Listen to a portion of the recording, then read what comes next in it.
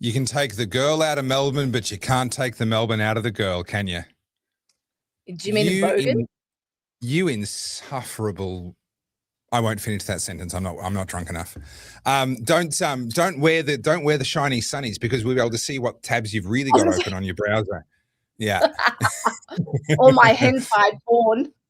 That's right. Well, we know why you really went to Japan. Actually, we didn't talk about that last time. Japan has a serious porn problem. I tell you, you cannot go anywhere. You cannot go anywhere.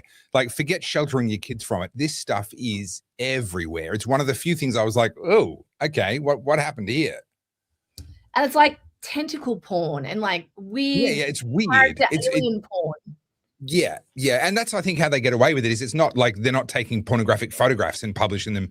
They're doing cartoons and sketches and fantasy situations. And nevertheless, so we had a funny situation.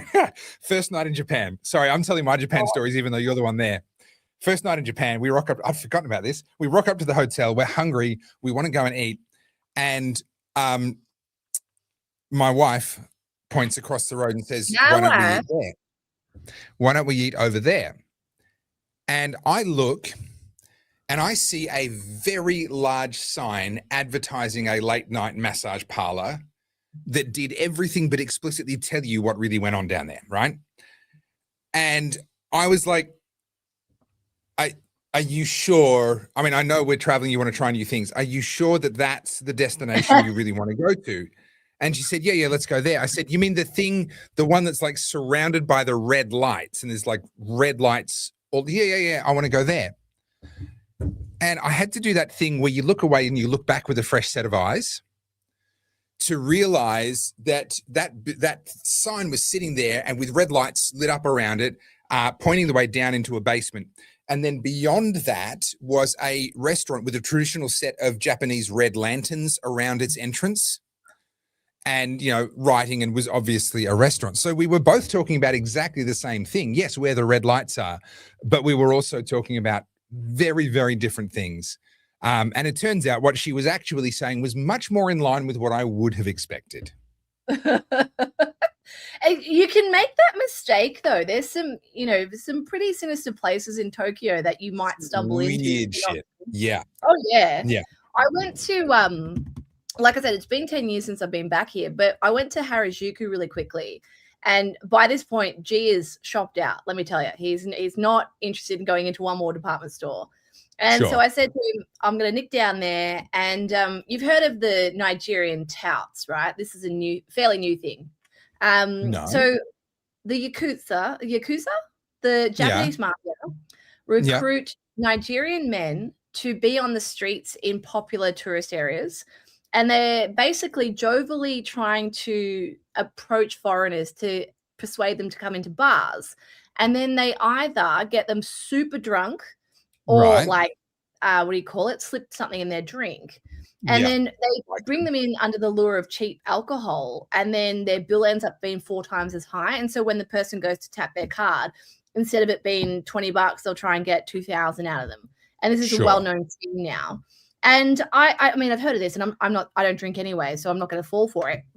I was walking down Harajuku, and I don't remember it being sinister at all. I don't remember it being like that. And then all of a sudden, I see a whole bunch of Nigerian dudes, and then one looked at me, and he's like, "Come in here," like, saying his thing. And I said, "Come one step closer, you're going to have a really big problem." And he's like, "Oh, feisty," and I was like, leaving. Yeah. But Tokyo's changed a lot. It's interesting. Yeah, look, it's everywhere does change, and it was funny. So I had the night where I showed Battleground Melbourne, and then they took me to a restaurant. There was a restaurant that actually opened specially for me and the people that had organised that particular showing of Battleground Melbourne in Scramble, and we sat down and we were having this lovely dinner. It was an amazing experience in its own right. And they began to talk about how they've got a huge problem with immigration and immigrants coming into the country and what a problem it is. And I couldn't help but think that I was like, I'm the white dude sitting in this conversation here. Like, guys, I'm right here. But it was really funny to hear them talking about how terrible it is and how they're being overrun, when we know that their numbers are such a tiny fraction of what it is in Europe, in the UK, and to a lesser degree in Australia. But I guess because they were accustomed to such a high level of social hegemony, of cultural and ethnic hegemony prior to let's say the last 10 years, that even a relatively minor shift is going to be very, very noticeable. And then if some of those individuals, if some of those ethnic groups are getting caught up in organized crime, they can be directly associated in the same way that we had the Sudanese gangs, the Apex gangs and so forth in Dandenong. It means that you always notice them because your radar is up and you're like, okay, hang on, what's the situation? What's about to happen? There's a bunch of them around. They might be literally on their way home from school. It used to happen to me all the time. I lived in Dandenong. I would push the pram with my son in it to the Dandenong shopping center to do shopping during the week and so forth. And, you're always aware of your surroundings and you'd kind of be like, okay, hang on, and then you realize, no, school bag on his way back from school, you kind of go, okay, they've all got a context. And then, of course, every couple of months, someone got stabbed to death. So, you couldn't let your guard down. But it would, in a place like Japan, it would be very, very, just cash. No, genuinely, in the 4 years we lived there, I think I saw 3 bodies under sheets in the 4 years I was there. And they're just the ones I saw. Right. That's probably too many for my liking. But, I did notice. It was genuinely rough. We just jumped on really quickly to have a quick browse of the news in Melbourne, and there was another reign of terror last night.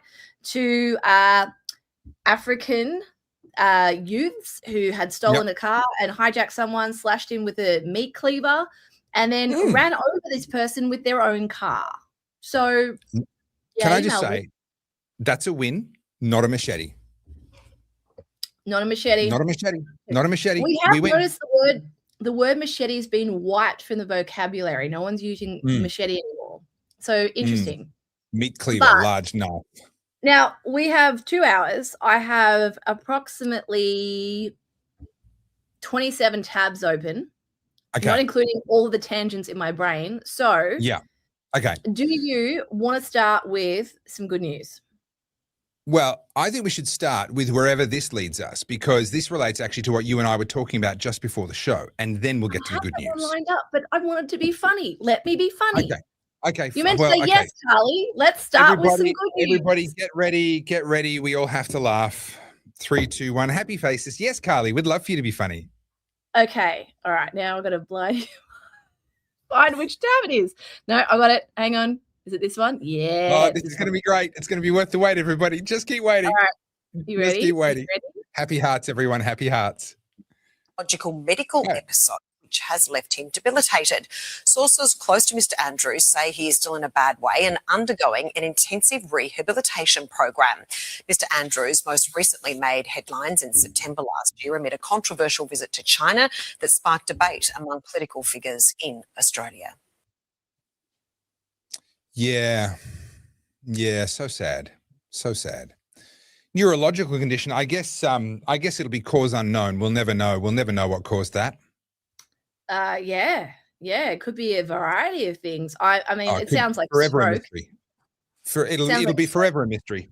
We will never know whether or not it was related to an experimental jab that he may or may not have pushed on millions of people. That will forever be a mystery. All I can say is old mate karma is getting pretty quick these days. Like the turnaround is quite violent. Fuck around and find out is here.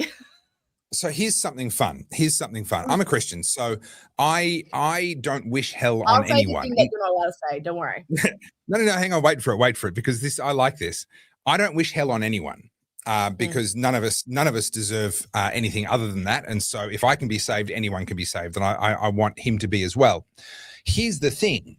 For someone like him, who is so egotistical and so arrogant and so worldly and so connected, and he's got all these things, for him to actually humble himself before God is going to require all of that to be stripped away. His power, his money, his friends, his health, all of it. He's not going to humble himself before God until everything's gone. So you know what?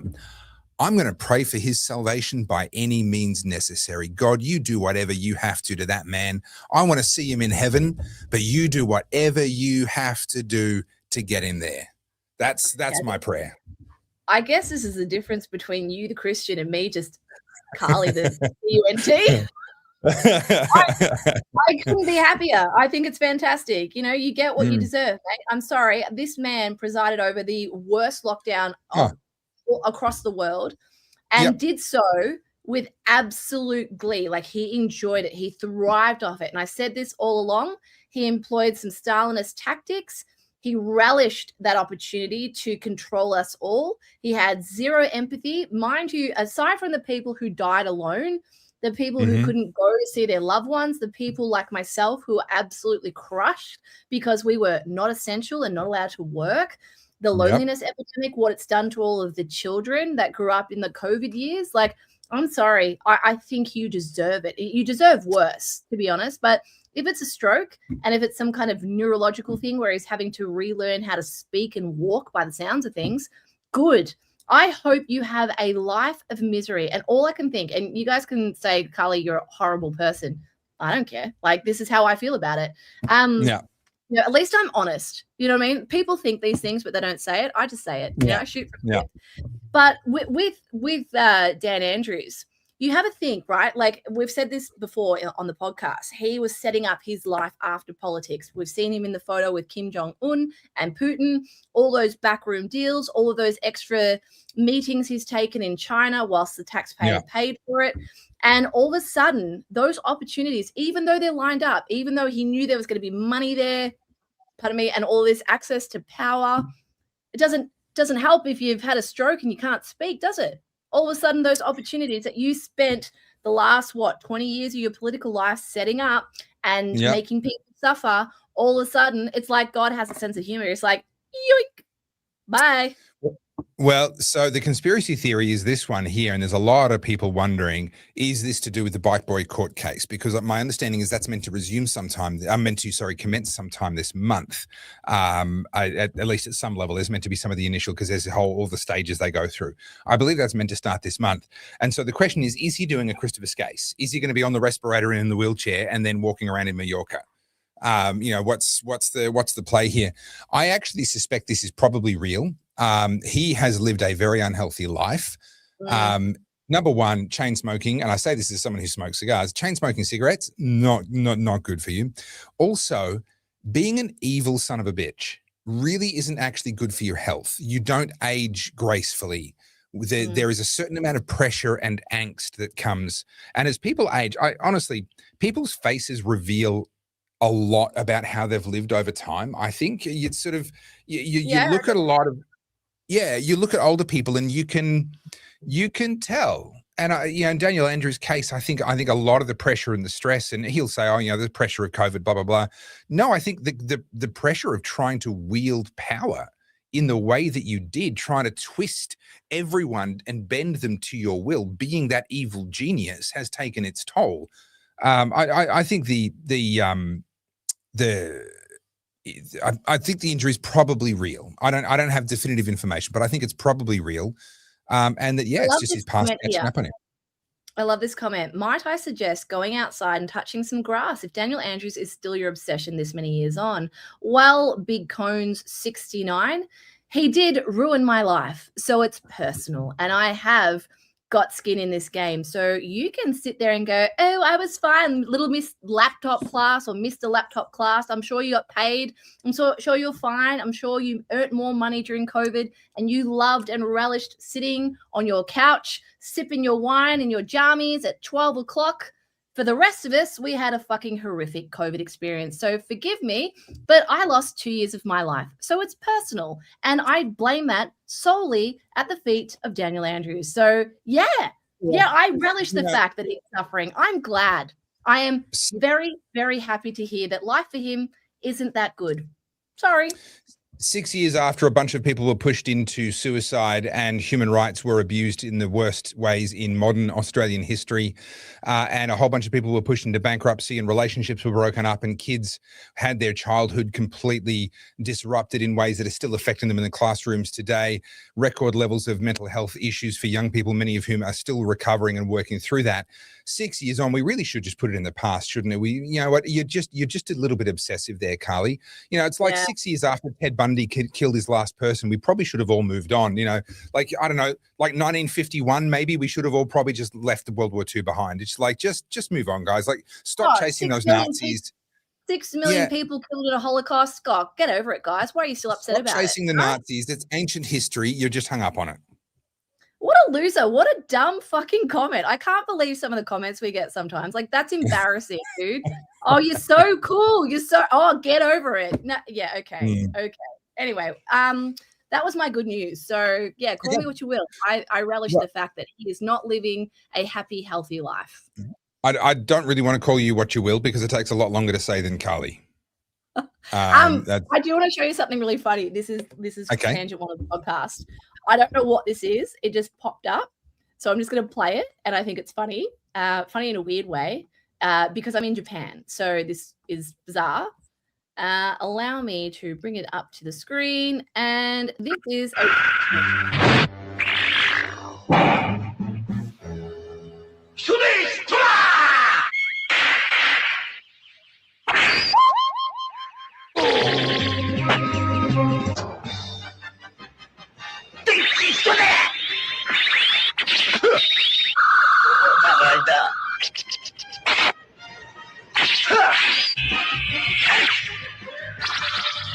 all of my brain cells have now killed themselves.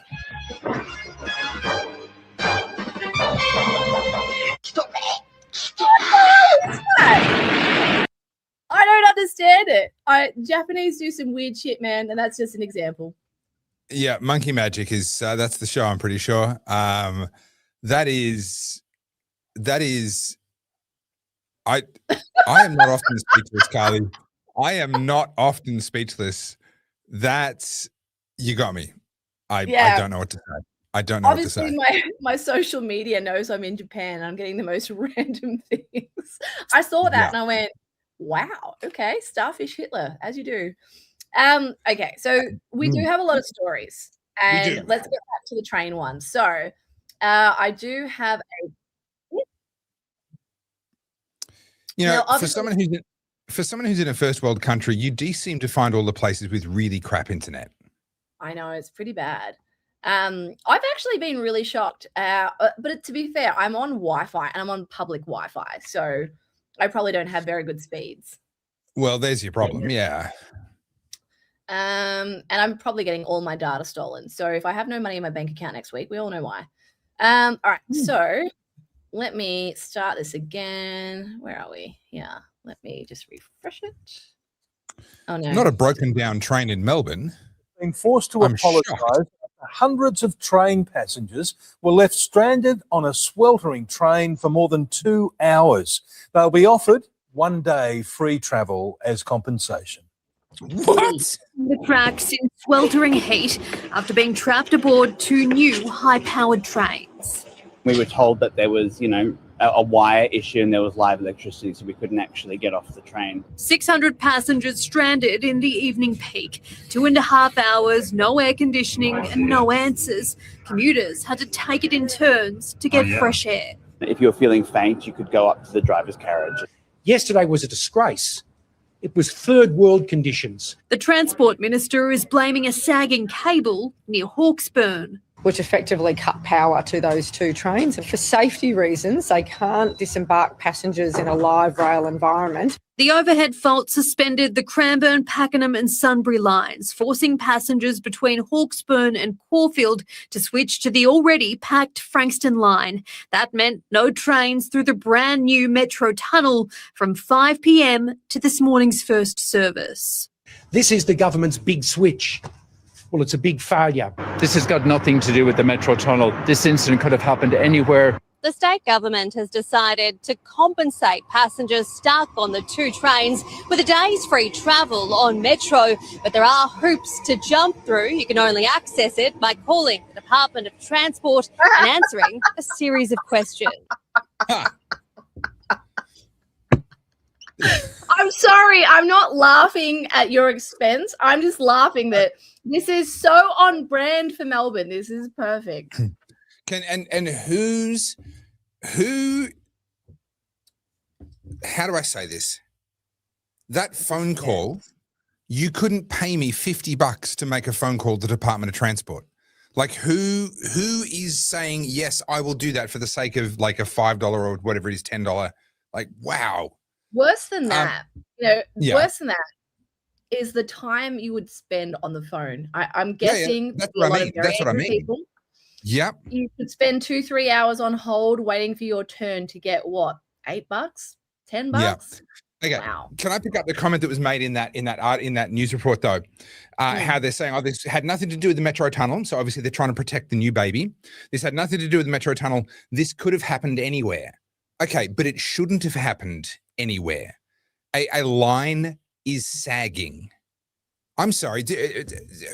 Have we not been running trains in this city for how many decades? Do we not know how much lines move when it gets hot? Like, it wasn't even that hot. You can't even really blame that. Are we not doing enough maintenance checks on the lines to make sure that fasteners and things don't come loose? Like, what's something that should not have gone wrong has gone wrong. Don't deflect it. No, this has nothing to do with the tunnel, therefore it's okay. No. This should not have happened anywhere. We can't even run a train every 20 minutes without the lines breaking down here. We can't even get them to arrive on time. And look, I'm no rail infrastructure expert here, but I am someone that spent 8 years of my life commuting from Geelong to Melbourne.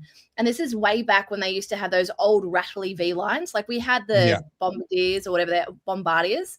We had those, but there was only 3 carriages, and you would honestly be squashed in there like sardines, and you do the whole journey either sitting on the floor or standing like this, right? Yeah. And you paid for that privilege. And then they had those old, like you used to go into like a little room and there were bench seats, and you and your 8 closest mates would be sitting there.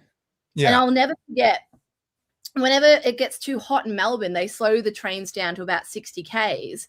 And the problem with V-Line, and again, I don't know enough about why this was done. I just remember it from the passenger experience. Metro always got first preference. So if there was a Metro train that needed to get through, they would hold up the V-Line.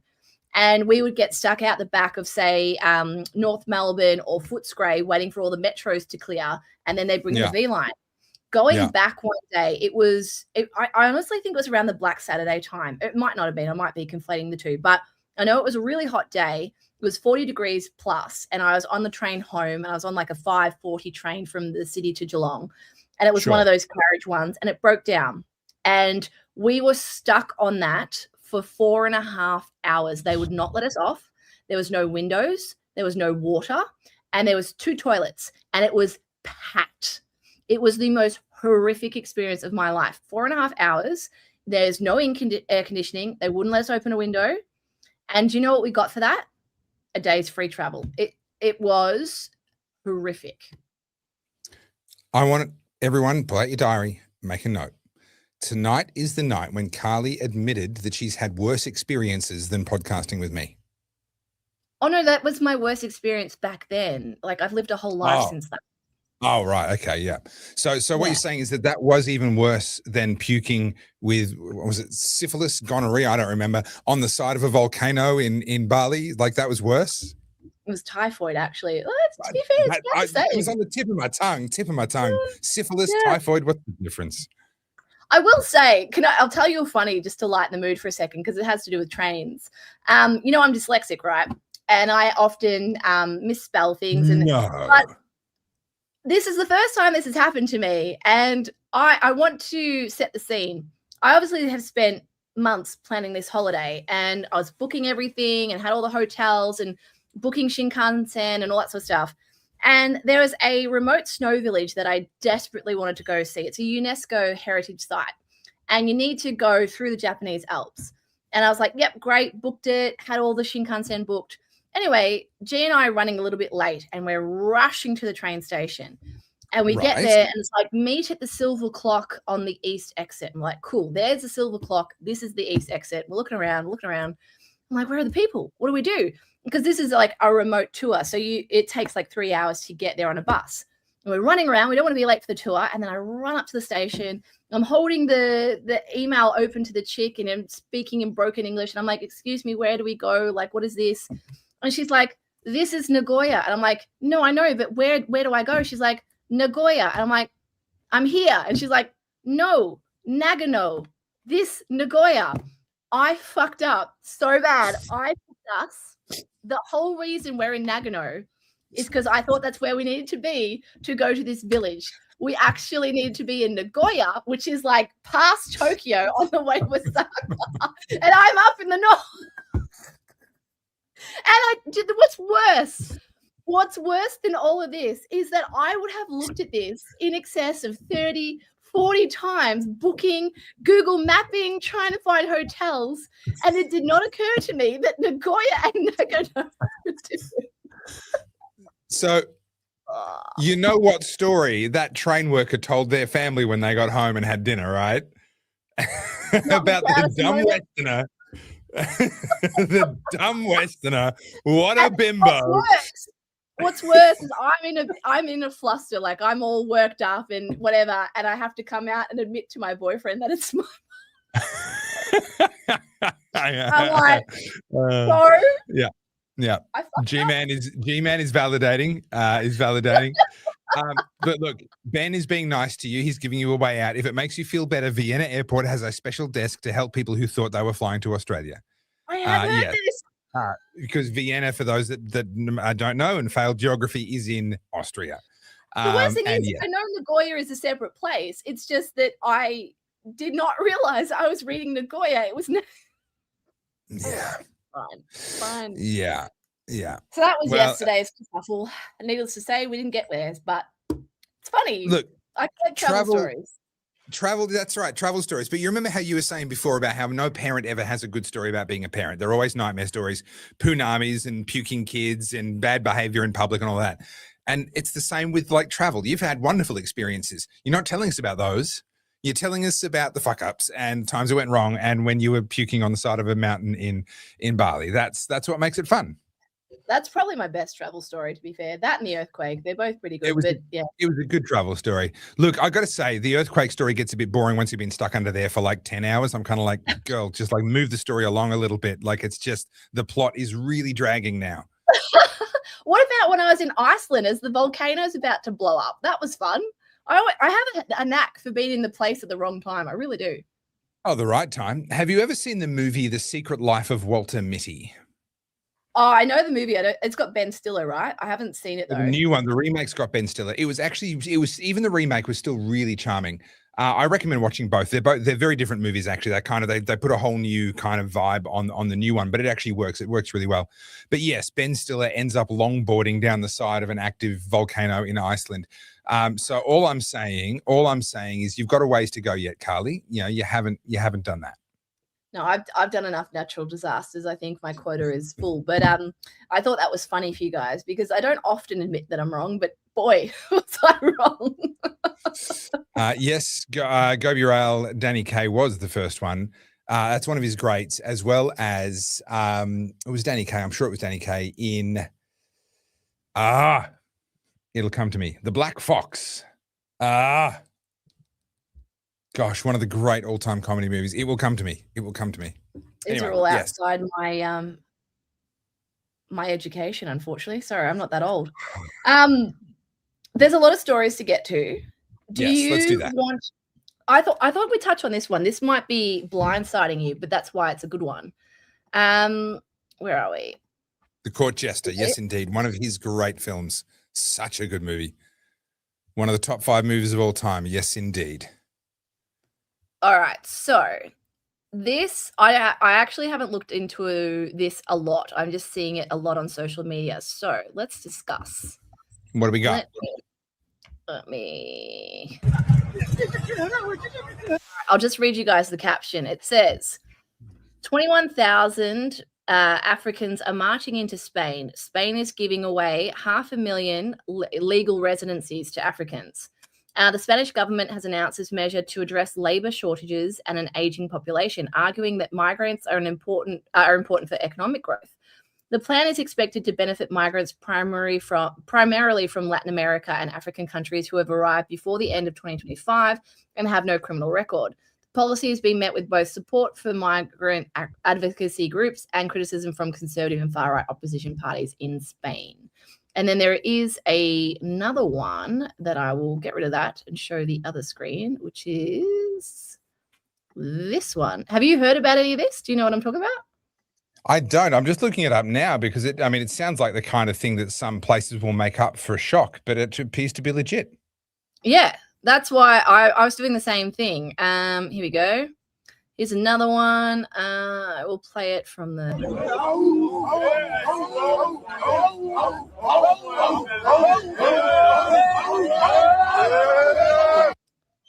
Notice how it's only dudes. Anyway, I'll read the caption of this one. Spain used to be at the heart of the European culture. Historic cities, tight communities, low crime, that old world charm everyone envied. Now, the socialist government just greenlit legal status for 500,000 undocumented migrants, many from Africa who showed up before the end of 2025. Oh, God, this is some chat GPT nonsense. That's not integration. That's transformation. Sweet change, right. Neighbors shift, so trusty road. Let me step across. So this is legit. What they're doing is they're basically saying that 500,000 people who arrived there illegally are now being kind of given a pathway to citizenship. This is very similar to what Obama was trying to do and what sort of the calls were for him to, what did they call it under Obama? Goodness, yeah, it was the same thing, a pathway to citizenship. The excuse is largely economic. They need the people, they need the economic growth. I think in reality, the excuse actually is that they don't want the bad optics of having to get these people out. Let's not forget that Spain was once a Muslim stronghold. Spain, as we know it, yes, there are still buildings and artifacts and everything from both sort of forms of Spain, if you will. But Spain, as we know it, was a result of the Crusades and the conquest and pushing out not the Berbers, what were they called? Someone in the comments help me out. Spain, the Iberian Peninsula, what were they called? It was a Muslim caliphate. It was an Islamic country. And so, in a sense, the Moors, thank you. The Moors. Now, they weren't African in the sense of the black-skinned Africans, but they were dark-skinned. They were Muslims, and there were wars fought over this. And then, oops, hang on, missed that one. This one. Spain was saved by the Crusades. Looks like you were there in person, Kyle. You've still got your uniform on. So in a sense, I mean, if any part of Europe was going to commit suicide, and hand themselves over, that would be Spain. That sort of makes cultural sense. Look, I really do think at this point, with all the socialism and all of the progressive governments that are now in power, like everyone's like, we've got to stop this. Do we though? Because I just want to point this out from a more macro perspective, right? Zoom out a little bit. History is deep and long, and there are so many different eras where people were invaded and there were battles won and the baddies won, and then they were overthrown and new people took over. Like, this is just history doing what history does. If Spain wants to go down that road of progressivism and socialism and import migrants, they're going to do it, and that's going to be a chapter in a history book.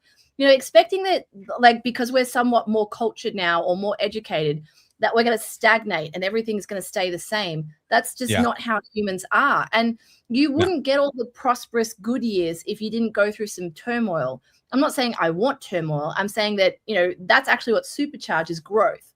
So, you can lament that, we're losing everything, but we lost a lot of stuff. There's a reason why some of the old seven wonders of the world are gone. Like, no one could see the old hanging baskets of Babylon.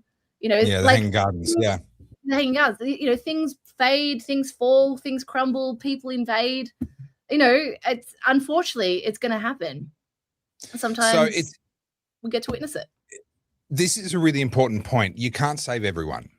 No, this is a really, really, really hard truth. And the people have been mad at me because I've been very public about the fact that if push comes to shove, I will leave Australia. Right? I don't want to. I've got a lot of fight in me, and even if I left Australia, I'd keep fighting. But if push comes to shove, I will leave Australia for the sake of my kids, for the sake of giving them a chance at a better life than the one that that Australia is giving to itself. And I wasn't that way until Venezuela. I've told you all the story. Yes, have a drink. I'm not going to repeat the story. I've told you that story 1,000 times. But the bottom line is, if a country or a civilization or a culture has gone into such decline that it's going to destroy itself, understand there was no peasant, no matter how awake they were, that was going to save Rome from collapse. There was no one was going to single-handedly stop the Black Plague, no matter how much you might have wished that you could.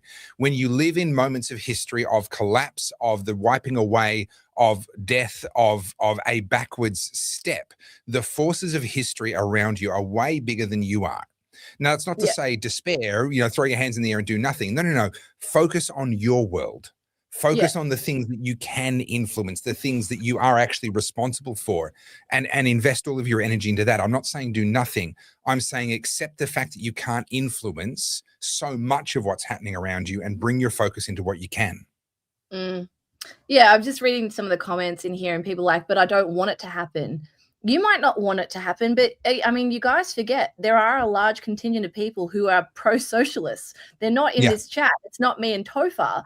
But there are people, I mean, look what just happened with New York. There are people who honestly do think this is the right way for them. I disagree with them vehemently. I disagree with socialism to my core. But unfortunately, like, people don't like learning from history. People don't want to think that, they could be like their ancestors that fell for the same thing. And they need to figure it out the hard way. I mean, a whole lot of this too is like, the best example I can give for this, like, it's a bit of an analogy, but people who are trying to stop a rock from falling down a mountain. Oh, I don't want it to fall. I'll stand in front of it. And then you get crushed by it. People who criticize you saying, oh, you might leave or whatnot, or all the people who are sort of, becoming digital nomads or moving to Dubai or wherever they're going. They're like, oh, you're going to a Muslim city. Yeah, one that has no income tax, one that supports expats and wants you to bring your lucrative business there. Like, people get so caught up on things like Islam, race, and those parts of ideology. And it's like, okay, but this Muslim country, Dubai, is exceptionally wealthy and they have incentives for people to go over there. If you want to take on that opportunity yourself, I'm not doing it, but if other people want to do it, that's your prerogative. Just because they're Muslim doesn't mean that all of their their government's laws and all of their incentives are evil. You're saying that because you see that in Afghanistan, you see that in Iran, you see it in Iraq. Dubai is wildly successful. So conflating the two and saying, well, if it's a Muslim country, it must be terrible. Well, clearly it's not, right? So this is the thing. When people try and prevent it, well, I don't want that here. I think people forget that we have a very ugly underbelly of Australia as well. I mean, we've been talking about the NDIS rot. And people always say, oh, it's all the migrants and this and that. And this is where I get frustrated too. I actually don't care about race. I care about quality of person. I care about their character. I care about their productivity. And there is a big contingent of white Australians, if you want to call them that, who are bogans, who do live on the dole, who don't contribute. We have those people too. Pretending that all white people are the most productive members of society, and if the whole country was white, we would be like blazing like some kind of superpower. No, it wouldn't. Like, you've got to be honest. You've come over to the dark side. That's been my point the whole way through with the immigration debate. My stance on immigration is the large intake that we're taking right now. I don't care who these people are, and I've said that the whole way through. Where you come from, I mean, aside from some of the terrorists we're directly importing, but I don't care of your skin color or your religion, but I care if you will contribute. I care if you will assimilate, and I care if it's already putting more burden on top of resources that current citizens aren't able to access. So, for example, we have a housing shortage. Bringing in an extra 500,000 people per year, but not opening up the housing market doesn't seem to make sense. It's got nothing to do with your race. It's just the math ain't mathin', you know? We've covered all this before, and my response is, if we get the incentives right, then the right people will sort themselves out. The wrong people will F off. So broadly speaking, we're trying to achieve the same thing. We're going about it in two different ways. All right, we've got a lot of topics, so we've done that one. We've done Spain. Okay. Right, there was one more point I wanted to make. Sorry. Thank you, Joshua, for the reminder. I wanted to mention this. It's all very well and good. If you're on a sinking ship, it's all very well and good to run down into the hold to try and help plug the hole. But if when you get there, you discover there's a bunch of people down there with sledgehammers making the hole bigger, at some point you realize I've got to get back up top and get my family off because this ship's going down. So I don't believe we're there yet in Australia. I'm not saying doom and gloom for Australia. But understand I'm trying to fix the holes, and I'm looking around me, and there's a lot of people punching new holes. There's a lot of people celebrating government spending, celebrating more welfare, celebrating more regulation, more of a surveillance state. They're celebrating the things that are destroying us. And there will come a point. There is a threshold at which I go, you know what, guys? You win. There's also a lot of incentives in countries with aging populations to entice people to come out to their more rural areas. So we were looking into this really quickly. Here in Japan, you could buy a fairly comfortable older home for almost 5,000 USD. This is like remote. I'm not talking in Tokyo. Yeah. And the pledge is that you'll live there for 2 years and that you'll do it up, basically, and you'll start to build up the local community. And there are a lot of people sort of taking up those offers. I know there's similar things in Italy. So it's not that people are necessarily jumping off a sinking ship. It's also people sort of looking at each other. There comes a point where you have to put your own oxygen mask on. You can't stay out of loyalty and then, everyone dies together. Like, at the end of the day, if the ship's going down, or the airplane, to use the oxygen mask analogy, I'm not, if I've got a parachute on my back, you best believe I'm getting out. Like, I'm sorry. I think that's common sense. Yeah, but we're not there yet. We're going to keep fighting. I'm certainly going to keep fighting. And even if I did eventually bail, I would keep fighting. Just from somewhere else where I'm not within their reach to go and knock on my door and arrest me because I said some hurty words.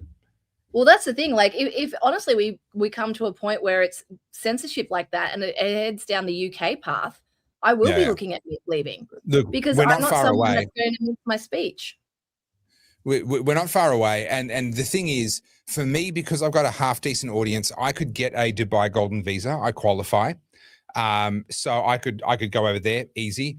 I also am in a position, thanks to people that I kind of work alongside. If push came to shove, I would go and set up in the US, and there are people who would chip in and get me the money that I need to qualify as an E1 business investor. So I'm just setting up a studio, just buying some equipment, renting a room in a building somewhere and setting up a studio to do exactly what I do from the US. Bang, E1 visa, 5 years to figure out my next steps. Thank you very much. Like, there are options and maneuvering room if you're someone who can make their money online. Now, it would suck because I don't make enough money to live on. It's me and my wife's business together that makes it work. So it would suck because she'd lose her income. But if push came to shove, there are options. There are ways of doing that. And each and every person needs to be thinking, what are my options? What do I do? And again, you're not abandoning the fight, but you are looking at, what do I have some control over, some influence over, and who am I responsible for? It's your wife, your kids, it's your loved ones, and you need to put them first. That's not disloyalty. That's actually your highest loyalty. Yeah. Well, speaking of back home, here is a Reserve Bank has put up interest rates once again. What did it go up by? 0.25? Yeah, 0.25. So that's a pretty standard rate rise. So the thing that they said wouldn't happen has happened. And what I'm appreciating is all the backpedaling by Jim Chalmers, who's also come out saying that it's not a government spending problem. It's all of us who are on holidays spending too much money, guys. It's our fault. Carly. It's you. My fault. Can you believe it? I am single-handedly bringing down the Australian economy. Sorry, guys. You have destroyed the value of our money. You've certainly destroyed the value of G's bank account. So, I mean, it must be the same thing, So I am good at that. Yeah. Well, you mentioned the shopping already. So this is really despicable in my view, to have a treasurer coming out. So we just hit. Let me get some numbers for you. I'm thinking about whether I do a video on this or not. I'm debating, but let me just grab some numbers here because I didn't realize it was this bad. So the government in 2025 took in $750 billion in tax receipts. Yeah. $750 billion in tax receipts, but couldn't balance that budget. They needed to borrow more.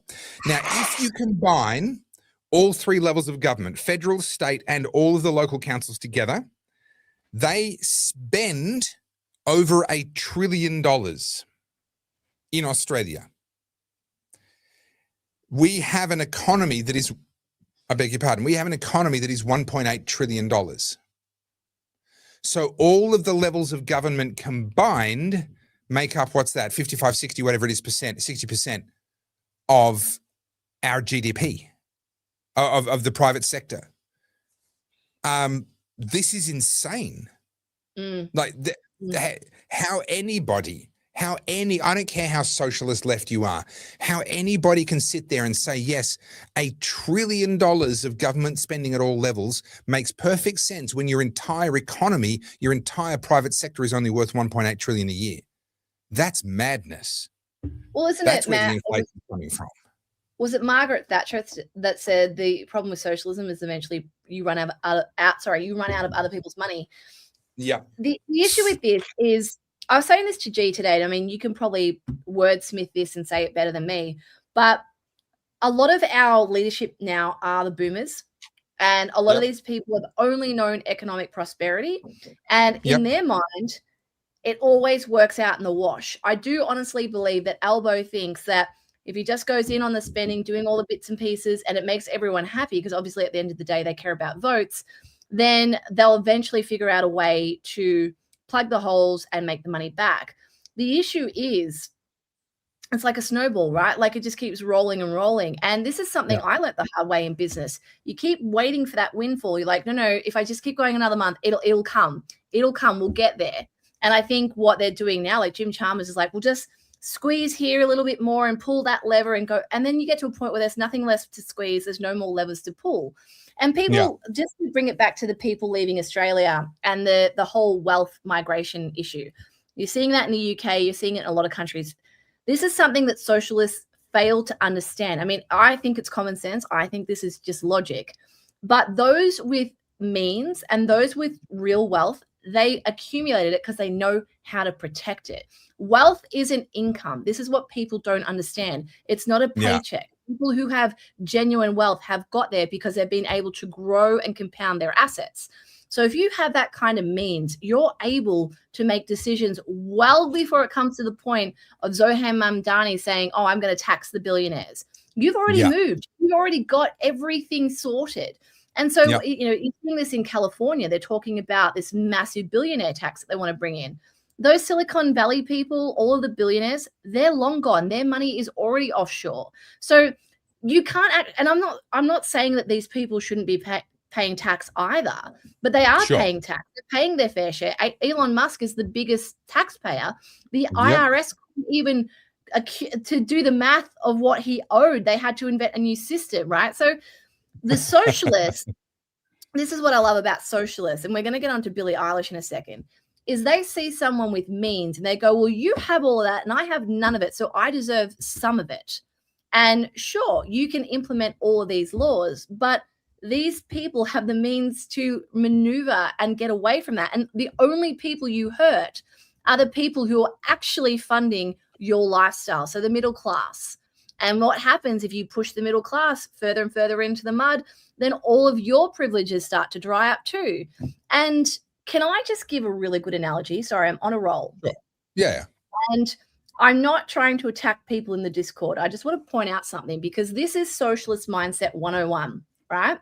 So you guys know we have the Oddcast Discord. If you want to join it, the link is in the descriptions of the videos.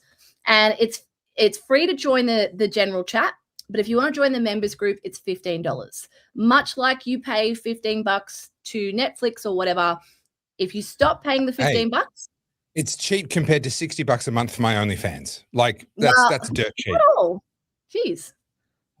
Look, I started at $70 and no one bought. So I'm trying to find my price.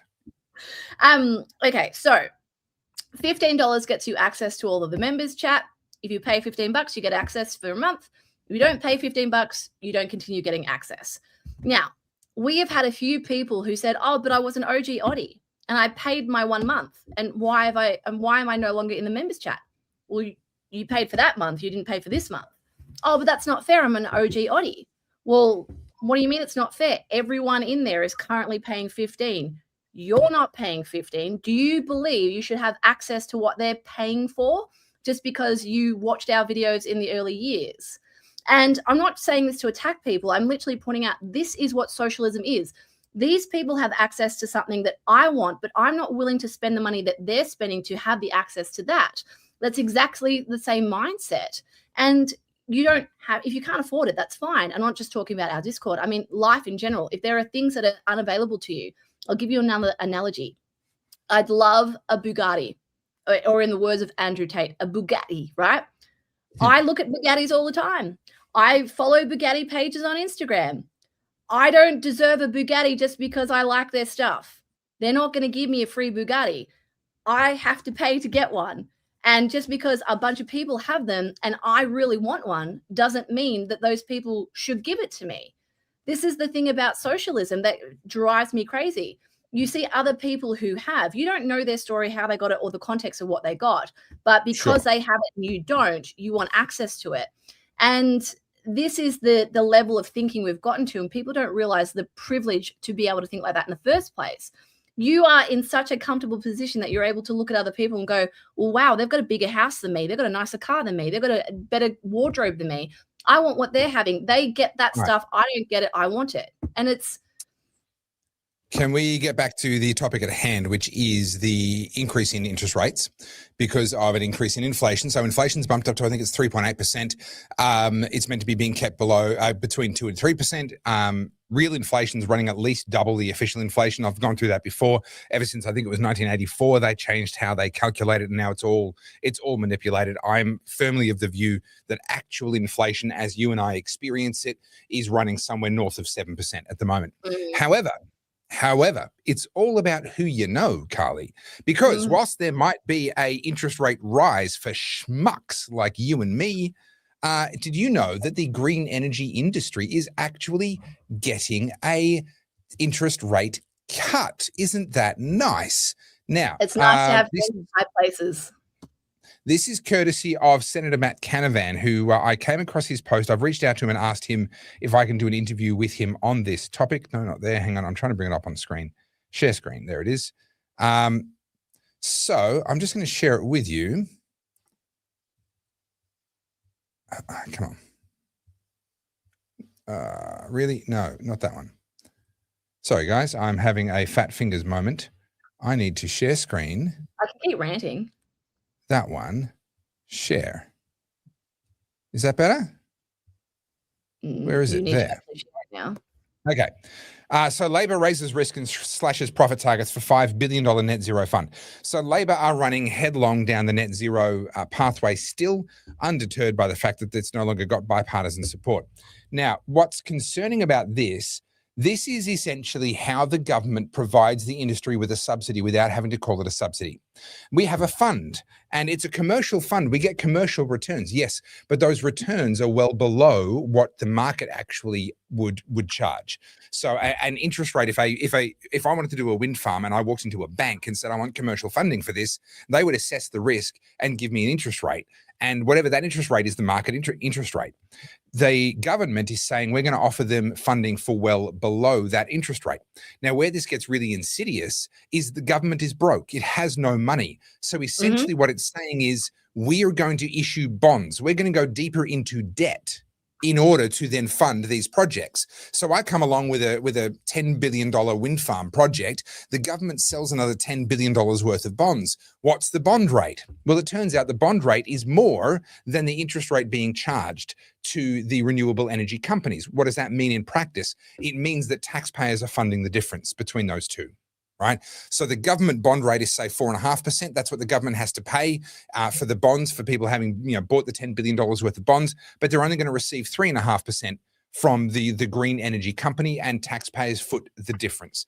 This is one of the many, many ways where they have designed the system. This is entirely intentional in my view. They've designed the system to subsidize these industries without actually having to put a subsidy down on paper. They don't have to say, well, this is the budget for the renewable energy subsidies. No. We don't have subsidies. We have a green energy fund, but it amounts to the same thing.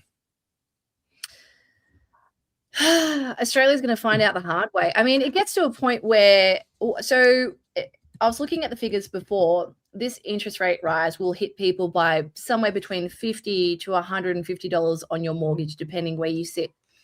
And that's not necessarily going to break the bank, but that's alongside all your utilities going up. We just had a petrol excise increase. and we I did. don't know if we confirmed, was it alcohol and tobacco as well? I didn't actually look. I didn't go back and look. They do go up regularly, but I didn't actually look. Yeah. And then we were promised, what was it, $256 off our electricity bill. My electricity bill, I think. Yep. for the year has actually gone up by almost $1,000. Last I looked. Rents are going up because of the government scheme, the 5%. All of a sudden, it's put more people into the market, which has driven prices up. I mean, at this point, your average Aussie, your apolitical person, your average Joe has to be looking at this and going, what is happening? I don't understand. I mean, you and I understand. Don't go. Sure. Can I get a little bit economical on you, or economicsy on you? You mentioned there, $150 on your mortgage isn't necessarily going to break the bank. In economics, there's a phrase, there's a concept that they use that's called at the margin, people who are at the margin. And so these are the people who are marginal. They're only just getting by. The people for whom $100 a month does make all the difference because they've already absorbed all the other ones that they could absorb. They weren't previously at the margin, and then their groceries went up a little bit, and then their petrol went up a little bit, and then the cost of the fishing license that they keep because it's how they spend time with their son went up a little bit, and then their mortgage goes up by $100. And we sit there and go, what, you couldn't afford $100 a month? Come on. But of course, these are the people that have already been pushed to the point where they're at the margin. And so that $100 is the straw that breaks the camel's back. Yeah. At any given moment in time, there are people at the margin. A $1 difference will make a difference for somebody. There is a pensioner out there. There is somebody out there who's doing the numbers, and a single dollar, because they're right on that margin, is what makes the difference. And this is what makes it really, really cruel when politicians play games with our economy. They drive up inflation. They push us into debt, etc.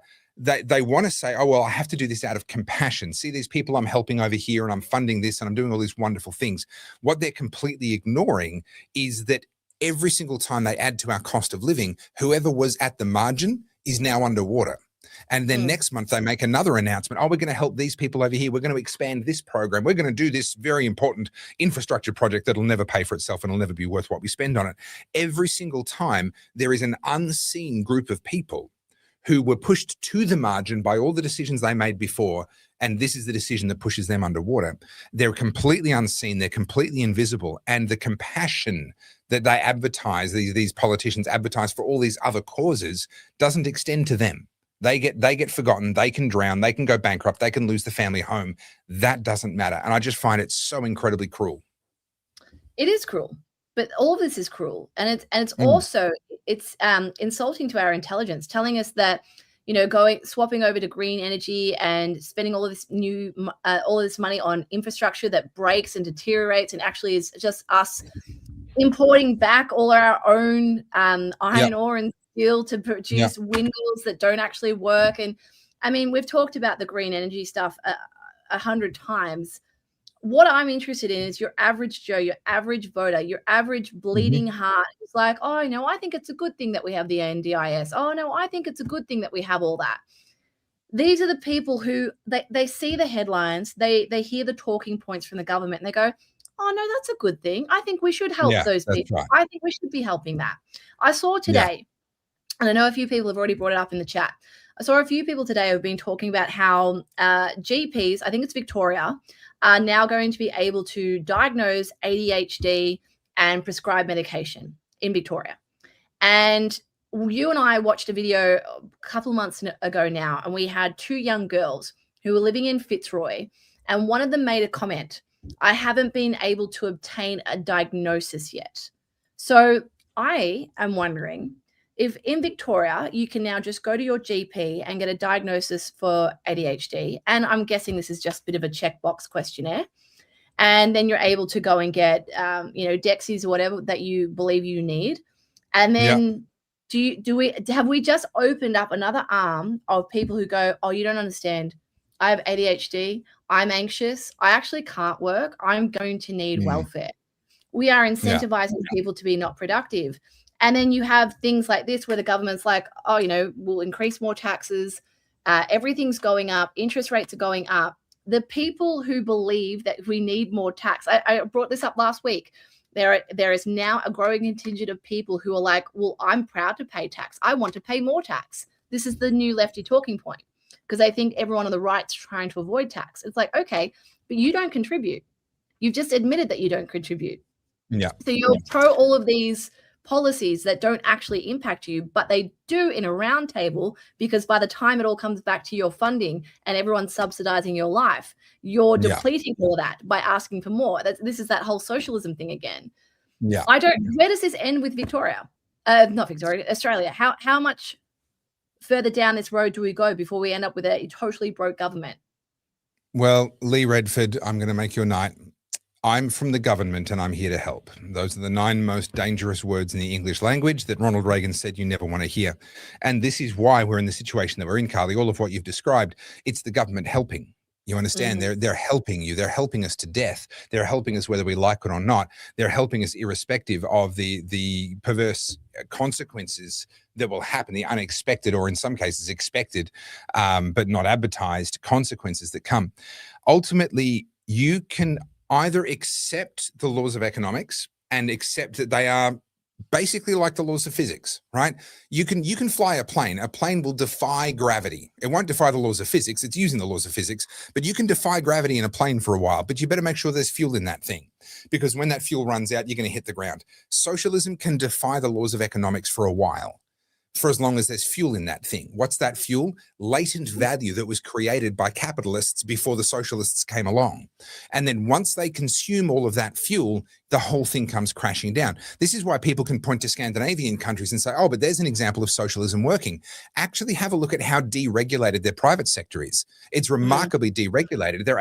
It's very easy to start a business, very easy to run a business, very easy to trade globally from these places. They have a healthy private sector, and so the parasite socialist sector can suck more blood for longer before it kills its host. But mark my words, eventually it does. It was Cicero who said, once people realize that they can vote their way into the public purse, you know that the end is near. And that happens. That's inevitable. It's in every democracy. It happens. Certainly once you head down the road of socialism, it happens.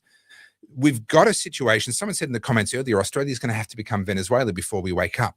I hope not, but you might be right. I'm looking at South America with a great deal of interest, actually, because you've got Chile have just elected a very conservative government that are saying they're going to do what Milei is doing in Argentina. There's just been another Central American country that has elected someone who's basically riding on the coattails of Nayib Bukele. Costa Rica.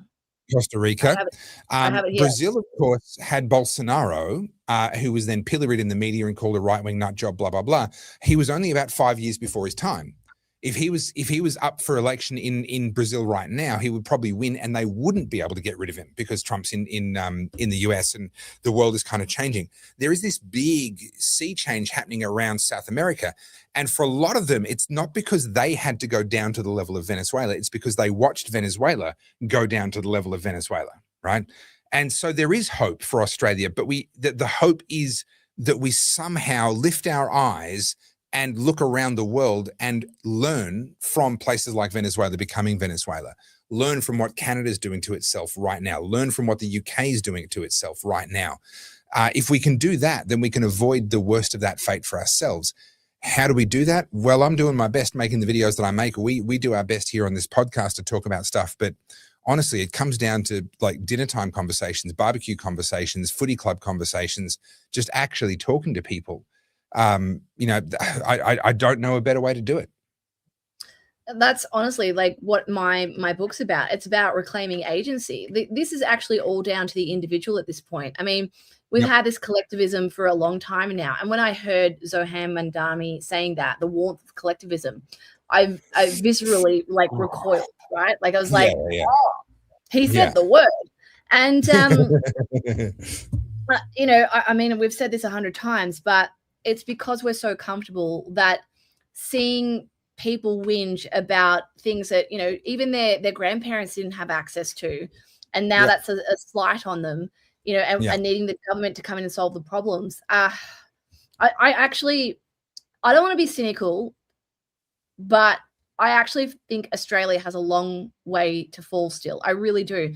The reason I say that is when you go and look at the comments on anything around millionaires and billionaires, particularly like on Channel 7, Channel 9, Channel 10, and you see Aussies complaining, like go on a punter's politics reel, and when he's talking about the housing crisis, and he directs everything around like capital gains, and it's the rich people, and very deliberately is obtuse and avoids certain parts of the conversation.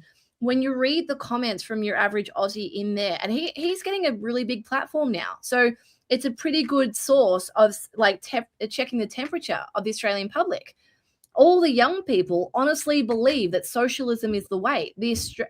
Not all, obviously not all. A cohort, there is a strong contingent who really think this is the way we need to go. I don't know how you fix that without them getting a taste. So I've talked about this. I actually did a video on this just the other day, and then we touched on it in a previous Oddcast. All children are socialists. Like we were all Karl Marx when we were young, demanding from our parents, from each according to his ability and to each, as a child, according to our needs. No, I understand that. One of the great flaws of our success, and you touched on it before. We haven't experienced hard times. One of the consequences of that is that people are able to stay childish for longer.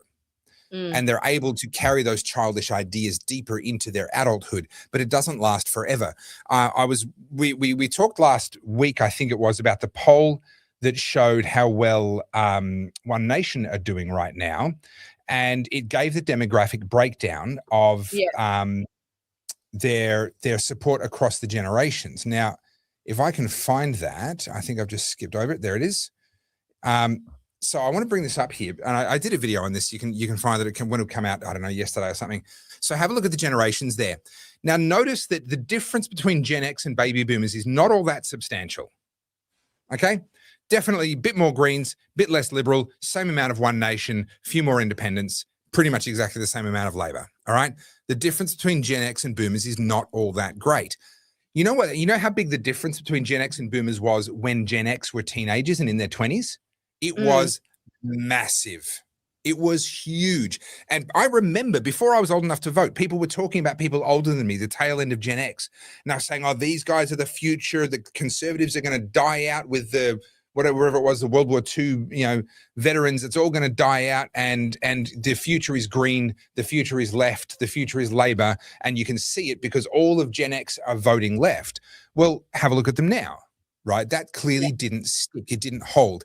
Now, what happened, of course, was Gen X got out into the real world, and real life kicked the shit out of their socialist ideals. You have to grow up at some point, or about 80 to 90% of the population grows up at some point. The rest get government jobs and work in academia and stay forever young. So millennials are partway through that process. But what we've done with our long university degrees and the amount of welfare and easy money that's available now is we've made it easier for people to stay a child for longer until they're older. And so it takes a bit longer for that transition to happen. But that transition is happening. These guys are already voting less for the Greens than they used to. They're voting more for One Nation than they used to. Gen Z are not going to stay 26% Greens as they age. Real life is going to kick their heads in, and they're going to go, those socialist ideals don't work so well now that I'm not a child. So don't despair. That graph does not mean that the future belongs to the left. If it did, then the future would already belong to the left because it would be Gen X that would have delivered it to them. I understand what you're saying there, but I also think there is a strong contingent of people who are so cynical and so frustrated. Like, I mean, I'll give it to you as a millennial myself. I've just turned 40. I don't own a house, and I've got 20 years left of my working career.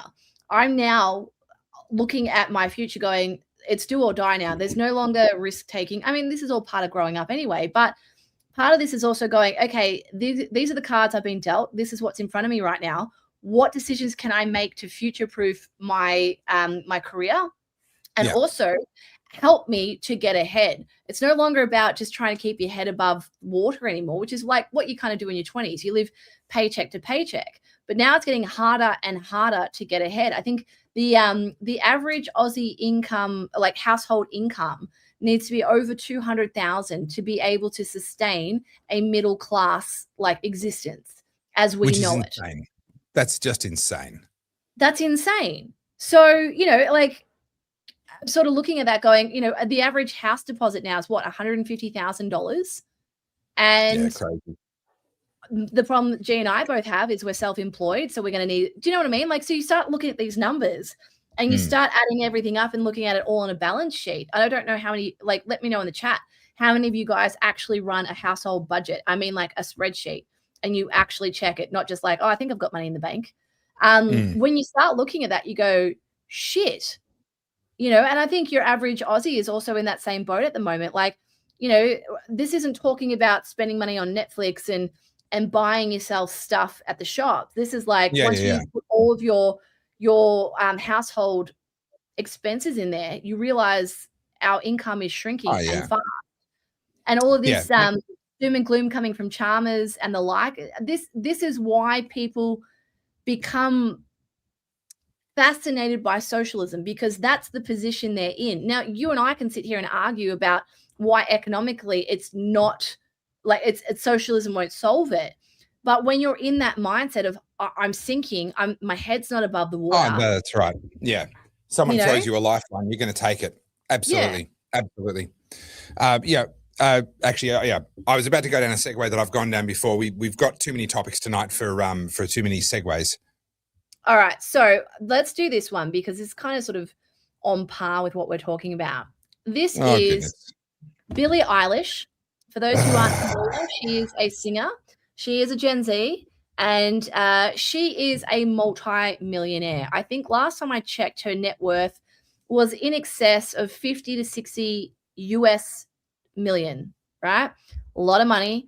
She's very wealthy. She's just won a Grammy, and she's the talk of the town. She's a bit of an it girl.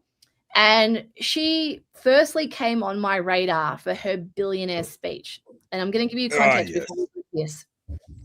So she won an award for something, and she was in a room of very, very wealthy people, some of whom were billionaires. And she gave a speech from the podium saying, if you're a billionaire, why are you a billionaire? You should be giving your money away. That's pretty rich from a girl with a very interesting property portfolio, one of which her mansion is worth $14 million. And US. And she has insane amount of royalties coming to her from all of her work, her catalog of music. She has endorsements and deals. And then just this weekend past, it was the Grammys. She's come up on stage to accept her Grammy. And as they all do, she gave a sanctimonious speech about how terrible it is to be deporting violent criminals who have illegally come into America. She made a statement basically saying that no one is illegal on stolen land. Sounds very Australian indigenous rhetoric, doesn't it? And the funny thing about this, the funny thing about this is she herself has a $14 million mansion on indigenous land. She doesn't know who those landowners are, and she certainly has not given them an invitation into her mansion. Okay, so this is so good. This is brilliant. So I watched the video of this. I put myself through it because, Carly, you've been telling me that I need to do more like culture war stuff. So I was like, oh, there's this thing. Okay, fine. I'll have a look at it. And I was struck as I'm watching the footage of, her on stage, and there was that weird dude next to her. I don't know who he was, but anyway, there's a dude next to her when she's speaking on stage, and then it cuts to the crowd. And I just went straight back to Hunger Games. Yeah. I just sat there and went, the outfits, the costumes, the glamour, the glitz, the completely delusional worldviews on display. This is Hunger Games right now. Like we're watching this. And I remember when I first saw the Hunger Games and it was just too over the top. I couldn't swallow. I couldn't deal with that. Now I'm like, oh, actually, no, that's actually, okay, fair enough. I can kind of come around that now. But here she is saying there's no one is illegal on stolen land. Okay. It's multiple issues there. Either no one is illegal and therefore it's completely fine for us to just stop calling it stolen land, because what's the point? If no one's illegal on this land, then let's just shut up about the land, shall we? And just get on with being on the land. Or if you're going to be illegal but say that they're not, well, hang on. No, everyone should be illegal. Everyone just get off the land. right? Just give it back to those people, find their descendants, give the whole lot back. There is no room for a middle ground in that statement. It's a very absolute statement. No one is illegal on stolen land. So the statement itself is incoherent in the sense that her behavior is incoherent in the sense that she lives on it. So there is that hypocrisy, but it goes a lot deeper than that, because you've also got the issue that the land wasn't stolen. The land was conquered, right? The land was conquered. Now, there's a difference between theft and conquering. It's not a particularly wide one. I get why people sort of struggle with the difference, but fundamentally, wars were fought, battles were fought, the stronger people won. Now, that's a tragedy, but it's also all of history. So if we're going to characterize conquered land as stolen land, well, now we've got to unravel all of history and we were talking about Spain before and the Moors, right? How are we going to unravel all of that? How are we going to unravel the Middle East? How are we going to unravel anywhere, England, if we're going to call every single war a theft? But there also becomes the issue, and this is where I think people get really, really mad at me, the issue of what's called homesteading. So there has been a principle while the world was being explored, and even since then, more recently, there's a principle that says if you take land that is not being put to productive use and you put it to productive use and no one says you can't, then after a certain number of years, the land's yours, right? You're the one that's actually working it, right? And the story of Johnny Appleseed, the really weird guy in America who went around planting apple trees everywhere, part of that story was to do with homesteading law. And basically what he was doing was he was stopping people from being able to claim the land and making sure that it would remain public land because someone else had already improved it, right? It was, you couldn't claim that it was virgin land that no one had kind of done anything with. So when people come along, conquer land, tragic, build a city that is now an economic powerhouse around the world worth trillions of dollars in real estate and, billions of dollars in economic activity every single year, it's pretty hard to argue that they haven't made some improvements. So if we're going to talk about who owns the land, do we need to talk about who, it's like a divorce. It's like, well, do I get the kids or do you? Who gets the buildings on top of the land?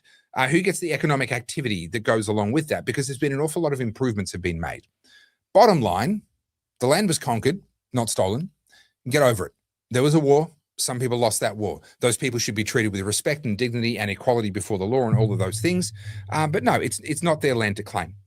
Where this gets fun for me, and I did this in a video that'll come out, I think, tomorrow, is that I linked it back to the hypocrisy that we saw when Ron DeSantis flew 50 Venezuelan migrants to Martha's Vineyard. Do you remember that? Yep. A couple of years ago. Possibly, not in my 25-bedroom mansion. So, Martha's Vineyard is a very rich holiday island off the coast of New York State, or off the coast of, is it Massachusetts? No, anyway, whichever state that is.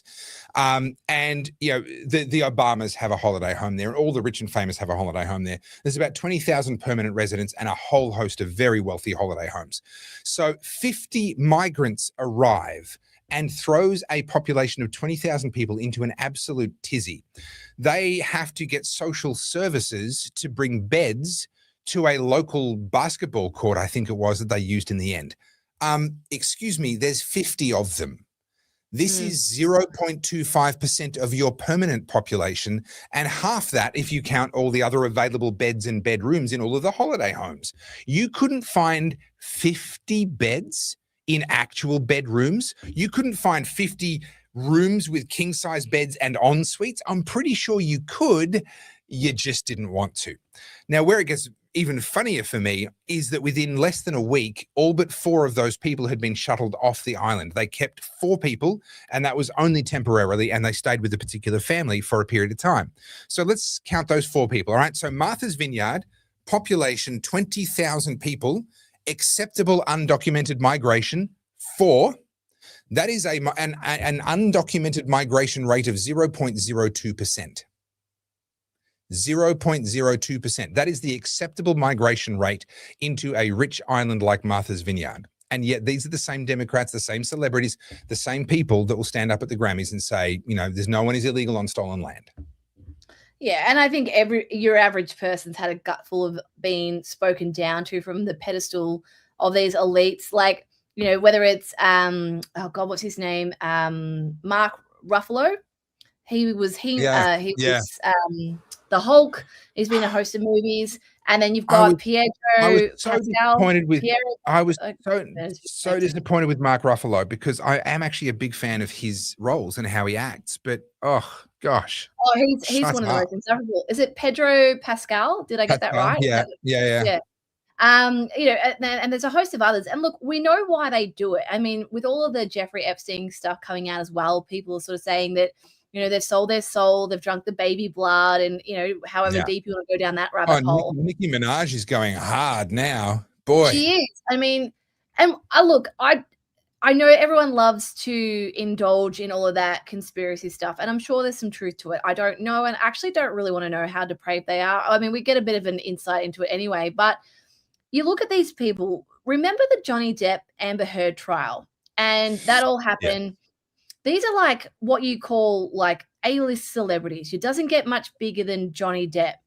And you hear about their private life, and his ex-girlfriend, Amber Heard, took a shit on his bed, right? Like this is the kind of behavior that happens at that top level. And we don't do that. Like, I mean, some people might, I don't know what you're into, but the point I'm making is these people act and live like they are otherworldly. They are so important. The rules don't apply. Yeah. And yet when they get humbled in avenues like that and their real lives come to the forefront and you actually get to see behind the curtain a little bit, they're messier than any of us. These people don't have their shit together. Most of the wealth is usually backed by substantial debt. They're over leveraged. And not all, but many. And we see it happen all the time. These people fall. But what I think people can no longer stomach is the likes of your Billie Eilish making a statement like that, but then doing no action on her own behalf.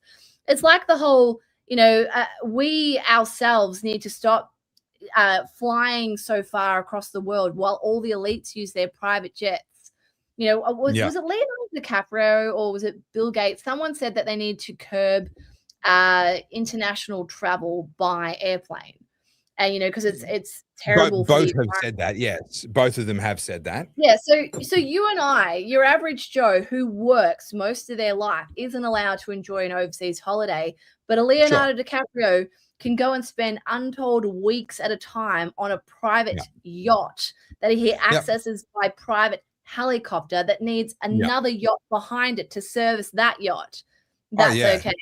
No. It'd be embarrassing to have a yacht that's so small that it doesn't have its own yacht. That's just embarrassing.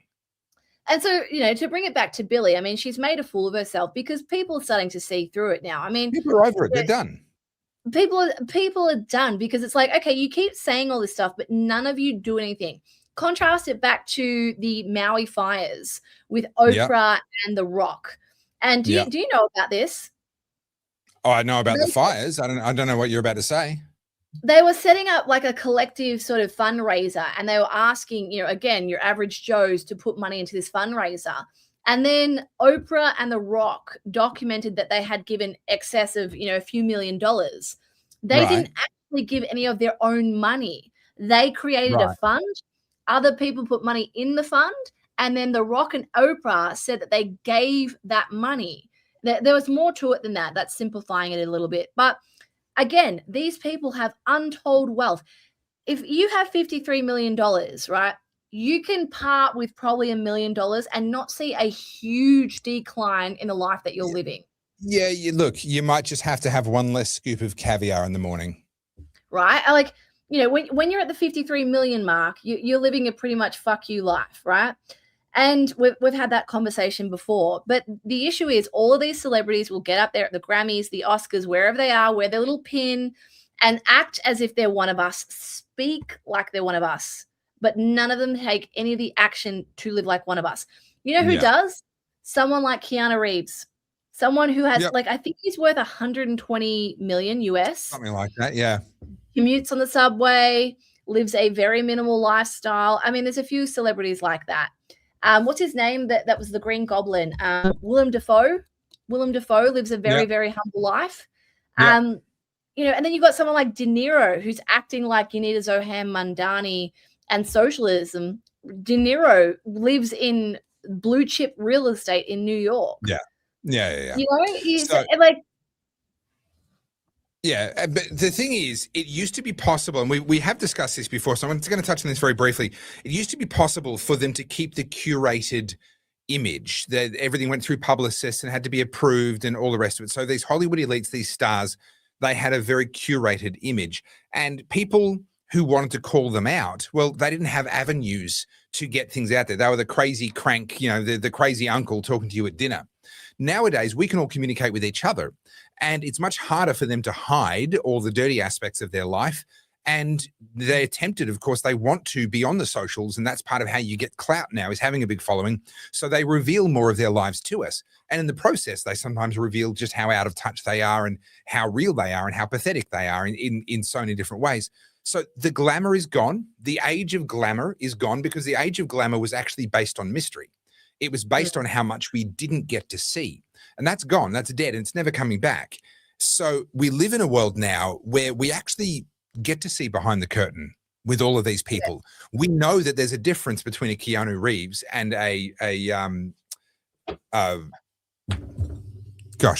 you mentioned his name before, Private Jet Man, Leonardo DiCaprio. Oh, Leonardo DiCaprio.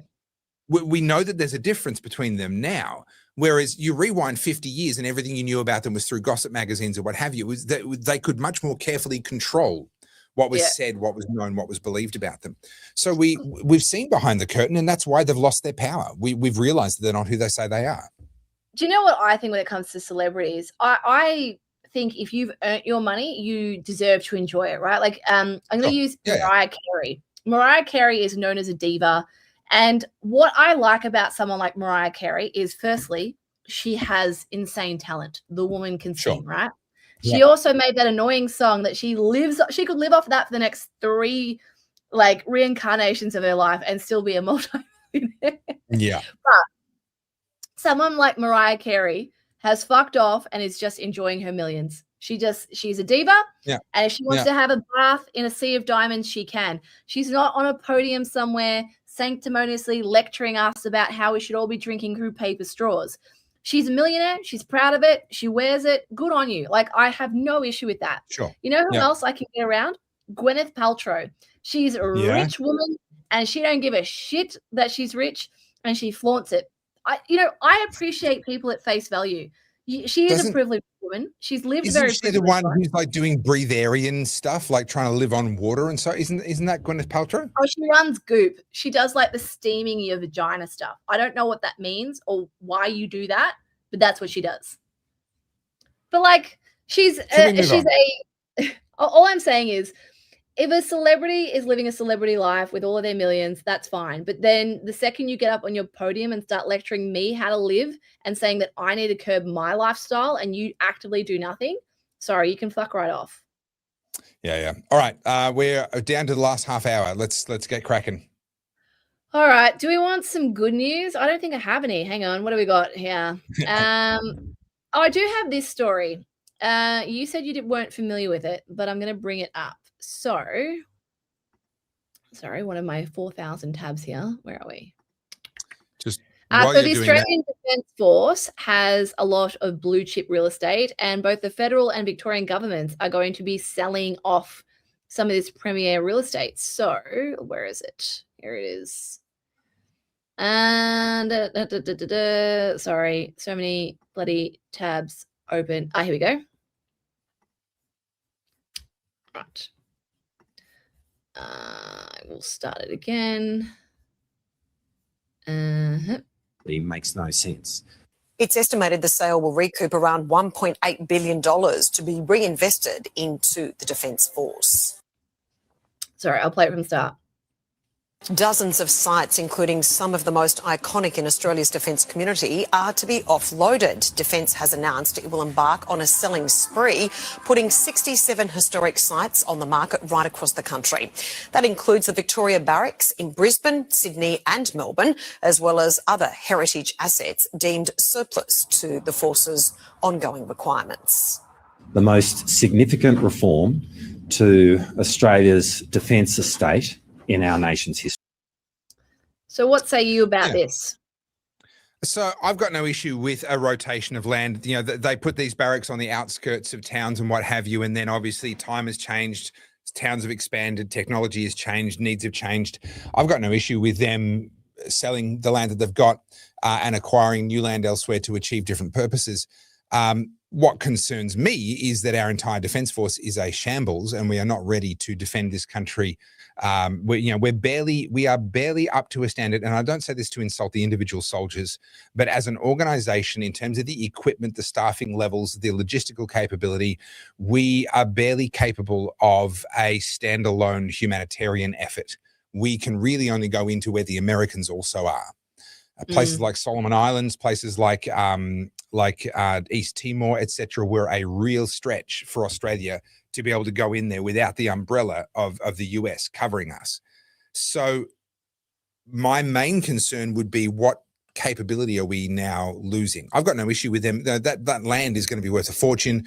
Go for it. I'm not a big one for, preserving heritage buildings, blah, blah, blah. But if they want to put some overlays on it so those buildings get protected and then developers can do whatever they want with the rest of the block, fine. Do whatever you want. Recoup that money, put it back into the budget. Lord knows we need it. But what are we doing about the fact that this country is not ready to defend itself, and let alone be a player on the global stage?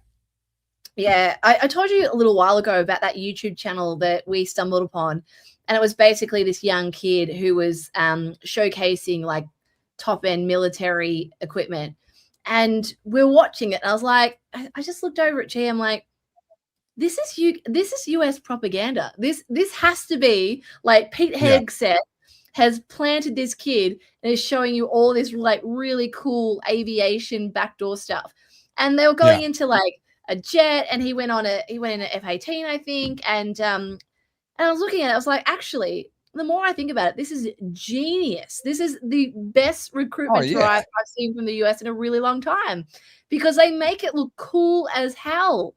And I was sitting there going, like, imagine that. Imagine being on that massive aircraft carrier. Imagine being able to fly in one of those planes. And yet here in Australia, we don't make the military look cool anymore. We make it look woke, basically, and there to support. Look, honestly, the only thing I haven't seen yet is a Defence Force ad advertising the fact that defence, the Veterans Affairs will pay for your sex change. Like that's the only step left for them to do. Remember that from the Biden era, though. I mean, we had Rachel Levine, who was an admiral, who was a man representing himself as a woman. We had a whole host of people who had their military photos with like a dog mask on and like a collar, all this sort of weird kink stuff. And they released an ad during the Biden era that was all about welcoming, LGBT people. And all I could think of at the time is, I want to know that if we're going to war with China, Russia, Iran, North Korea, that the soldiers behind the tank and the weaponry can fire a good shot. Like that's what I want in my soldier. Can they do the job? They've been given the right equipment. That they've been given the right equipment. If Australia operates on a philosophy of smaller numbers, of better trained, purely volunteer, no conscription, and well equipped. And, I love the Steyr. So the Steyr is the type of assault rifle that the Australian Army uses. And yes, assault rifle, not assault weapon. That's a fictional political term. An assault rifle is a medium caliber, detachable magazine, select fire carbine, or a rifled barrel. That's what militaries use. I really liked it. The reality is that the use of the 5.56 millimeter round came out of Vietnam and jungle warfare. Korea, Vietnam, engagement ranges tended to be very, very short. You needed to carry more rounds. And what mattered was that you were able to sustain a given rate of fire for a longer period of time, humping it through the jungle, and you were engaging at point blank range. If you hit somebody, you hit somebody. The size of the bullet wasn't that important. Warfare has evolved now with reconnaissance, with electronics, with all of the drones, etc. Engagement ranges are now much longer. Plus, we've been in Afghanistan and Iraq. We're engaging at ranges sometimes over 1 kilometer, but regularly out over 300 to 500 to 600 meters. A 5.56 millimeter round just doesn't cut it anymore. The US military have moved to something else. They've moved to something bigger. Wasn't a 6.8, but it was something bigger. It was smaller than a 7.62. but something bigger. And now we're getting to the point that the actual scopes are incredible. Bullets can be actually guided by the scopes, not for your everyday grunt on the ground, but for your special forces. This is the kind of equipment they went into Venezuela with when they grabbed Nicolas Maduro, with crazy stuff where the scope actually integrates with off-board drones, etc. So you can see through the scope. It can actually tag you. Yeah. It can tag for you where the target is. And then you can actually, so long as the target is within your scope area, you can just tell it that one, pull the trigger, and the bullet will do the rest of the work for you. Now, again, that's not for your average grunt on the ground, but for your special forces, that stuff now exists. So our military, our men on the ground, I've no questions about their courage, their physical fitness, all the rest of it. Do they have the right equipment? And then these days, you can't just have a good infantry or just have a good air force or just have a good navy. It's about the integration of them with each other, the interoperability, the ability to share real-time battlefield intelligence. That stuff we are lagging way behind on. Now, we're not behind on everything. We've got some unmanned aerial drone stuff going on. I'm not going to try and remember the names of them, but we've got some local manufacturing, some domestic manufacturing of that. And we've invested into essentially smart mines, which are like basically they sit there as listening devices on the bottom of, let's say, the Malacca Strait. And when a ship that has the right acoustic signature goes past, it'll go and destroy that, but it'll leave everything else alone. So we do have a couple of tricks up our sleeve. There's a few things that we've invested in that I think were smart. But by and large, someone made the comment in the comments that morale is terrible in the military. People are leaving. People are just doing their time, getting out, getting their retirement. The same is true in many of our police forces. It wouldn't surprise me if that were true in the military. Why would you defend a country when, as a culture, we're telling you that it's not worth defending? Yeah, Why or that you you can't celebrate that you're Australian. You can't even hold the flag up. That's apparently racist. Yeah. It's interesting, right? Having been independent for a really long time and, single woman, all that sort of stuff, and then realizing how much more productive you can be when you have someone who supports you by your side. Contrast that to the military, right? Or just any of our public service, whether it's the Victorian Police, whether it's our AMBOs, it's our fireys. When you have support around you, think about how unstoppable you become. And I'm conflating the two issues because I'm like, okay, on an individual level, there's only so much I can do. When I have someone around me who supports me, who can help me where I fall short, or can help me stay motivated and push me and pick up when I'm dropping the ball or whatever, you go, oh wow, okay, life feels a little bit more achievable. If you had that same support around your fireys, which they don't have in Victoria at the moment, we've seen all that with the CFA. You don't have that around our police force. I don't know much about, say, New South Wales or Queensland, but I know how bad and how dire it is in the Victorian police force. Same with our AMBOs. They're not supported. And now, like, our military is the same thing. You've got people in the US, for example, who are protesting federal ICE agents because they're some kind of Gestapo. These people are doing their job, and they've got people who are making their lives harder, putting them into positions where they have to make bad choices. Everything that these progressive left governments are doing is to make you look at those people who put their lives on the line, the first responders, the people whose job it is to protect us and to defend us, much like a personal relationship. You are making them the bad guys. Think about the rhetoric around toxic masculinity. All of that requires masculine attributes. All of those things, when it's going into war, when it's facing proper combat, you need a man who's strong, who can go in there and be stoic and make decisions that aren't emotional. We are demonizing all of that. Everything that has unfolded in Australia particularly has been about demonizing all of those attributes that you need for those positions. And instead, we've put people in at the top level who are emotion focused. Oh, we care about trans rights. We care about LGBT. What about the people who are on the front line whose job it is to go out there and put their own lives on the line, whether it is a police force, a fiery, or someone in the military?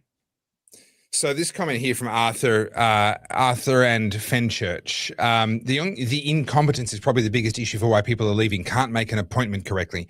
I saw this firsthand. I refer to my time in the Army Reserve as my time seeing behind the curtain. It's what actually turned me from a conservative into heading down the path of becoming a libertarian. And I don't have some illustrious military history. I'm not trying to impress anyone, but let me tell you what the process was. I had to get through recruitment. That was a bit of a saga, but fine, whatever. I was in an era, this is late 90s. They were doing the first ever direct entry from civilian directly into 2 Commando, which is a reserve commando unit down in Williamstown. And I was part of that first cohort. So I get my uniform and I show up to parade there for the very first time, having no idea what I'm doing. And they have no record that I exist. They're like, who are you? We don't know what's going on. If they get on the phone, eventually they figure out that basically someone had sent through the paperwork to them, and then they had replied and said, we have no capacity to train someone who is direct from civilian. We need them to already be a qualified infantry soldier. And then no one had actually picked up that thread and fed that back to me or to anybody else. So here we were showing up to parade where we were told on our instructions at 2 Commando, and they're like, who are you? So I have to go off to 56 RVR, which is a proper infantry battalion. Our D company, for those that want to know, we've used to parade at Watsonia Barracks before they put the freeway through. And so I went to D company 56 RVR to parade and become an infantryman. Now, I was told that I would go to recruit course. This was a period of time where regs and reserves did the same recruit course at Kapuka. So I was going to do my recruit course. It was only 7 weeks long back then, really intense, but only 7 weeks. Then they booked me to go straight to Singleton near Sydney to do my IETs, my infantry training. So I would come out 6 months of training, qualified infantry soldier, having done the exact same process as a reg. Then I would be required to parade for a year at 56 RVR, and then I'd be allowed to transfer over to 2 Commando. From there, it was going to take me about 2 years to get through all my commando qualifications. And from there, I was hoping I would deploy once and I would forever be able to say, hey, I was a Green Beret, I was a commando. Hey, look at me, aren't I special? That was the plan. That was the ambition. So I get to recruit course. I get injured. I get sent home. I go back to finish recruit course. They forgot to book me into Singleton at the end of the second recruit course. They didn't do that paperwork. So now I come back to the unit. Oh, instead of doing all your IETs, your infantry training in a couple of months full-time at Singleton, now you have to do it part-time with the unit. It's going to take 1 year. Great. It's not ideal, but okay, fine. I'll push my plans back. We get most of the way through that year. I'm not making this up. They come out one night, we're on parade on a Tuesday night. They come out and say, we're really sorry, guys. We've lost the training records for the entire unit. Everyone that doesn't already have your full infantry qualifications, you have to start again. I would have said get draft. Well, yeah, I was pretty close, but I went, okay, no, I'll stay the course. I'll do it again. We get most of the way through a second time, and they come out and they say, we're changing from a 3-module training system to a 2-module training system. The entire Victorian reserves are being switched over, and there is no recognition of prior learning. You're all back to zero and starting again. This is the second time I've been reset back to zero. I got through about another 6 months and realized I started meeting guys that were in 2 Commando. I started meeting guys that were coming back from various conflicts, and I began to see the amount of injuries they had either from combat or just from training. And I kind of went, you know what, if I'm going to have to do all of this, it's going to be 3 years before I even get into 2 Commando. And then who knows how many years of training at 2 Commando. If they're as bad as this, I'll be in there for 6 years before I get my quals. I'll be injured who knows how many times, blah, blah, blah, blow this for a joke. And I left. So I was in for only about 3 years, which you can do as a reservist. And it was so disillusioning. It was so discouraging, so demoralizing. And this is when I talk to guys that are in there now, they say, yeah, that's still what it's like on the inside, even as a reg. That wasn't just a unique reservist experience. That's what it's like. That's how you get treated. That's how you get dicked around. No wonder people don't want to stay. Look, I actually don't have a lot of insight into the military at all. But like when I hear levels of incompetence like that, all I can think of is like, you have people who want to go in and take on these roles, whether it is a police officer serving in the military, Air Force, whatever. And then you have that layer of bureaucracy, the people who do all the paper pushing, right? Who make everyone's life harder. I mean, at the end of the day, these people sit in their offices, not to say that they don't do a good job or work hard, but you've got people who are ready to go and put themselves on the line, who want to do this. And then you have the admin staff who make life hell for everyone. I mean, isn't that the same everywhere? Isn't that every business? Isn't that every big company, every big government? These people who are in the middle who make a mess of everything, but think they're the most important. So there's the theory that I'm sure you would have heard that half of the work is done by the square root of the total number of people. So in a team of 9 people, 3 people do half of the work. Well, that's not too bad. 3 people do half the work, 6 people do the other half. In a team of 100 people, 10 people do half the work, and 90 people do the other half of the work. Then as you grow, being the square root, there's kind of an exponential aspect there. And you'll end up with an organization like the military where there's 1,000 people. Well, not even, because we don't have 1 million in the military. But, there's hundreds of people doing all the work, or doing half of the work for 10,000s of people. And the same is true in large corporates, et cetera. And this is something of it's almost like a natural law. It seems to be very, very difficult to avoid. The only way to avoid it is to segment down to very small teams. And this is, for example, what the special forces do. And it varies around the world, but most special forces seem to be of the view that a 4-person team is the ideal. That's when you can actually have true accountability, true teamwork, true contact between the members, and everyone's actually pulling their weight. Once you start to get beyond that point, it begins to break down a little bit, and this dynamic kicks in where the square root of the total number of people are doing 50% of the work. When you put that in military terms, that gets really, really scary. Yeah, and the other thing is too, I mean, you've demoralized young men. Why would they put themselves through that for, to be treated the way they are? But you know what I'm interested in? I've been hearing a lot about how Japan is no longer being a pacifist, right? They're starting to do more defense spending. They've got a very conservative prime minister now. They're starting to look at China, and they're saying that basically if China makes a play for Taiwan, Japan will get involved. Obviously, that's our northern neighbors. I start to worry, if the Pacific's starting to warm up again, it's hard not to think that there won't be another world war in a few years' time, given how everything is sort of reaching boiling point with Trump and Iran and Venezuela and then China and Russia. When you have your military and your front, I was going to say frontline workers, not your frontline workers, your first responders who are so demoralized, do you think, should there be a drive that people would voluntarily turn up, or do you think we'll have to have a conscription? If Australia was under threat, people would turn up. I have no doubt about that. People would turn up in very, very large numbers. They would be shocked by the shambles that they found themselves in. But let's be honest, the same thing happened in World War II and so forth. War is an ugly business and never well organized. I actually don't think that a war is going to start in the next 3 years while Trump is still in the White House. Not a proper world war, I don't think. Trump is too scary for them. He's too unpredictable. And he showed with Iran when he just went out and had the B-2 bombers just drop the bombs and destroy a bunch of their nuclear facilities. Every single world leader goes, that could have been my house, right? It's literally just change the coordinates. That's the mission would have been exactly the same. Bombed Putin, bombed Xi Jinping, bombed anybody that he wanted, and other countries can't do that in return. This is the thing. People are kind of like, China's rising, blah blah blah. Yes, that's true. China is rising as a regional power, no question.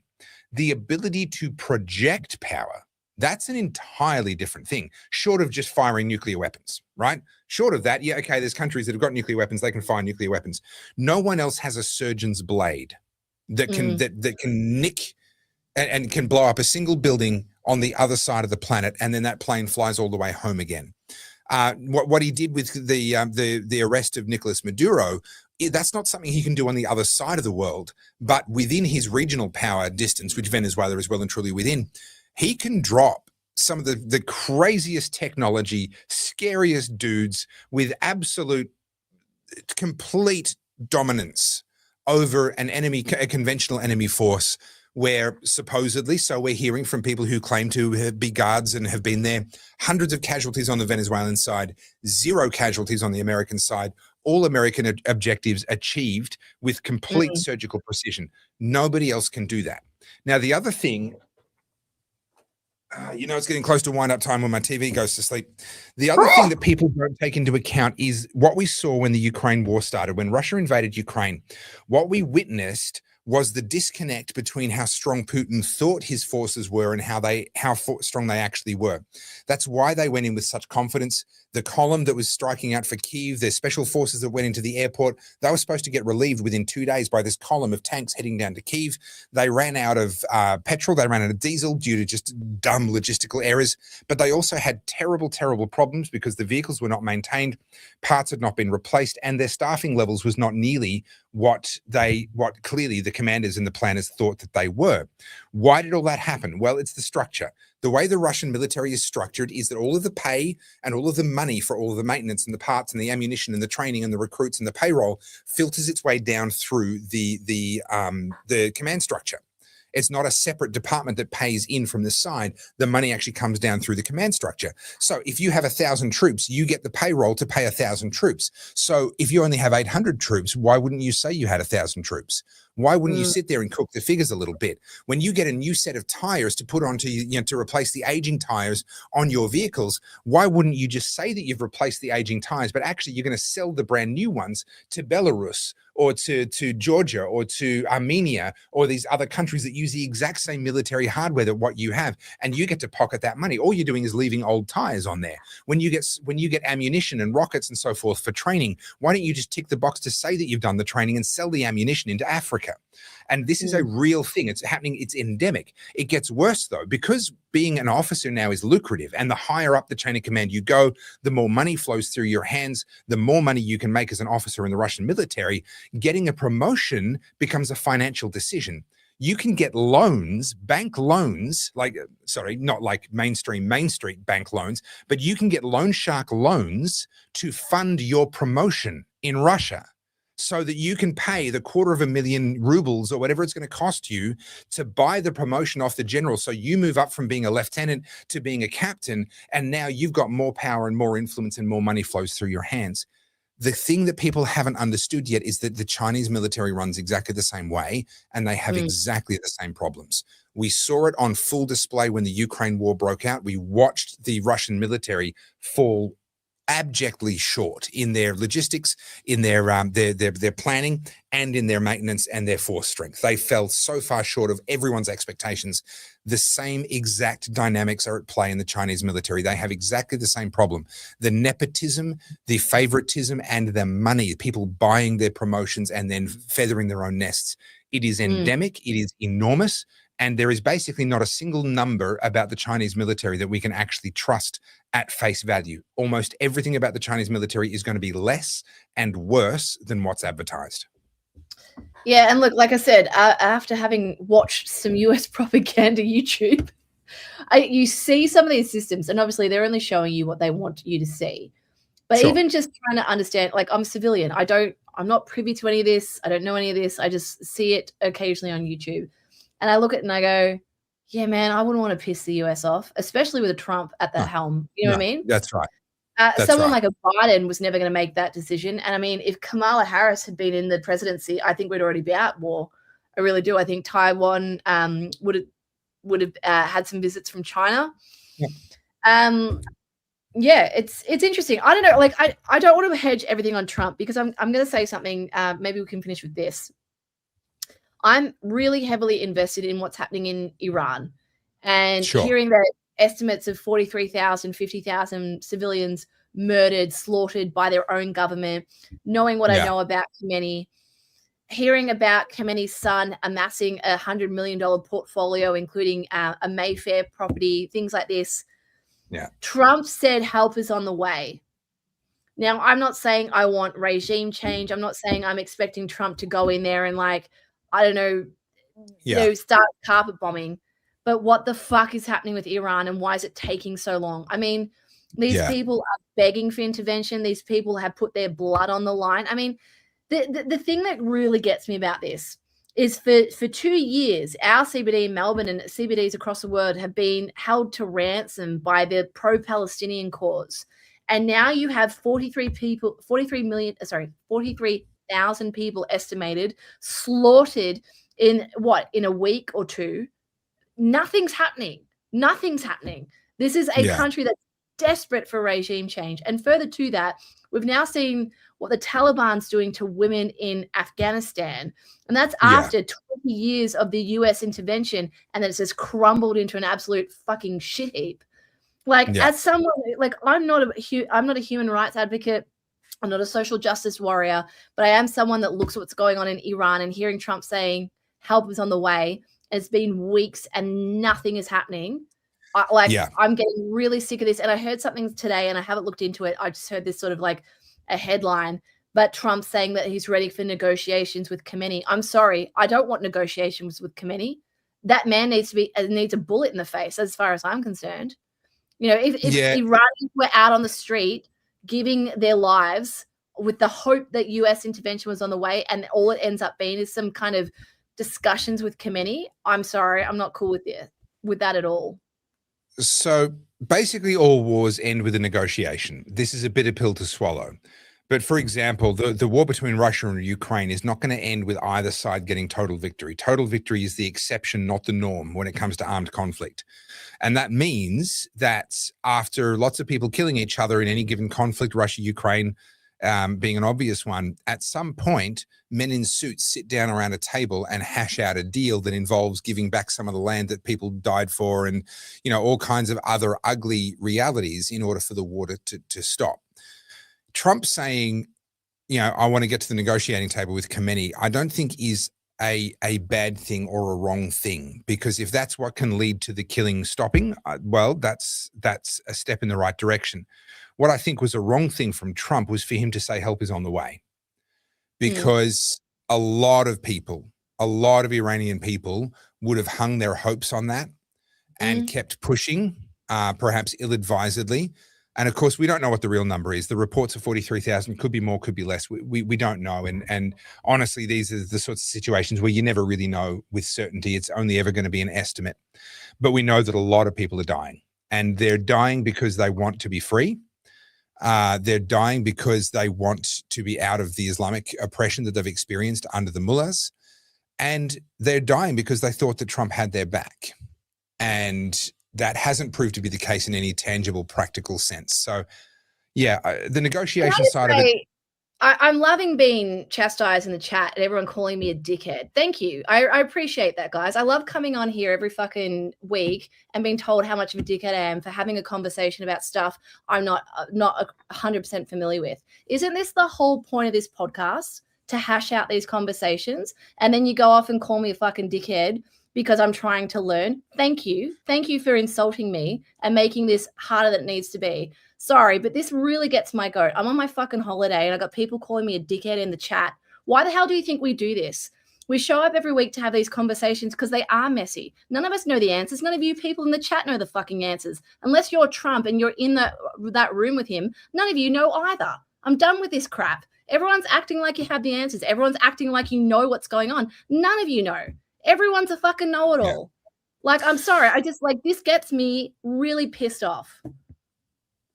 So the one thing that has happened is that there are now US forces massed in the area. Ships have been heading in that direction. I know that. I know they're moving the ships and everything. I understand that. But I think your point is that Trump would have created an expectation in the minds of these people. If we just keep pushing, you know, like help is 24 hours away. Help is maybe 3 days away. Not help is coming in like 4 or 5 weeks time. And unfortunately, a lot of good people would have died in the mistaken belief that help was a lot closer than what it proved to be. I think the other thing is as well, I mean, whenever we have these conversations about whether it's Iran, Venezuela, or even Palestine, or any of these places where we look at what's going on there and the way they live and go, that's wrong. They're breaching their human rights. There should be change. Yeah. It is messy. I understand that. I don't think anyone has the answer. I don't know how you fix this, because at the core of it is corrupt human beings, ideology, religion, and a whole lot of history. You know, and this is why I get so frustrated in the chat and when people talk about this online. There is no easy way to solve this. And I'm sorry if I ask questions or if I come across misinformed. I don't know. I know nothing about military. I don't know anything about how the defense forces run. Why the hell would I sit here and act as if I do? You guys in the chat are apparently more privy to this than anyone else that's actually in the military. Everyone's a know-it-all. This stuff, and the reason people get worked up is because people pin their hopes on sentiments like what Trump put out there, like you just said, Chris, and or Topher, sorry. And where people get really invested is, you look at what's been happening to the people of Venezuela or Iran, and we know this. We have their stories. People have fled to our country, and these are the people warning us that we are going down the same road.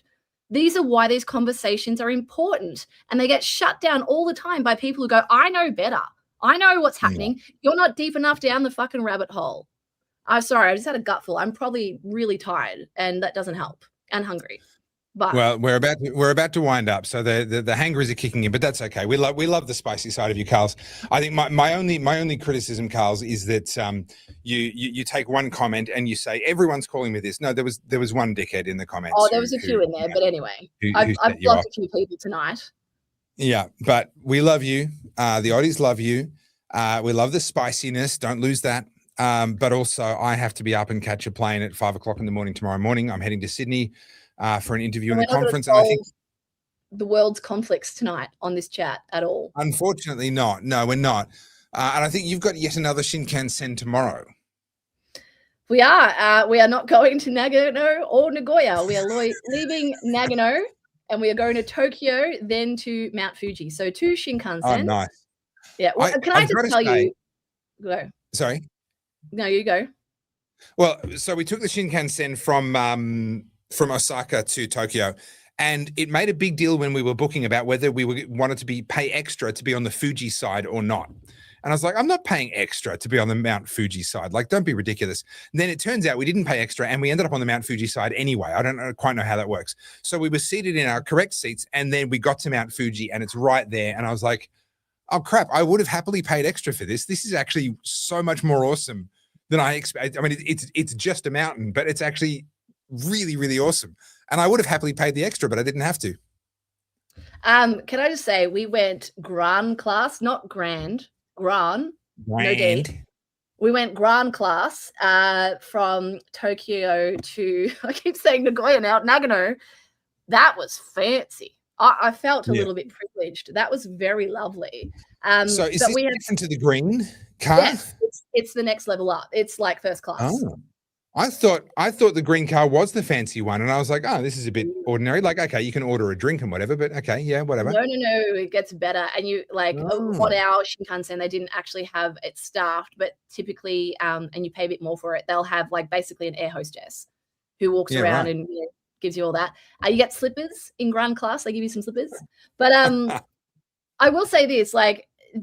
Again, all these memes have been popping up because my algorithm is clearly, privy to my conversations. But you know how they say that you're either an adventurer or a holidayer? I am an adventurer. And G and I have clocked up almost 200 kilometers walking whilst riding Shinkansen from the north to the south, to the east to the west in 2 weeks. I'm very tired. Have you, I'm just putting this out there, ever heard of Uber? Uber, we've been doing that as well. We've got Ubers, we've got Shinkansen, we've got local trains. We're still cracking up about maybe 20,000 steps a day. Our record was 28,000 in Osaka. 200 kilometers nearly in 10 days? Yeah, about that. That's that.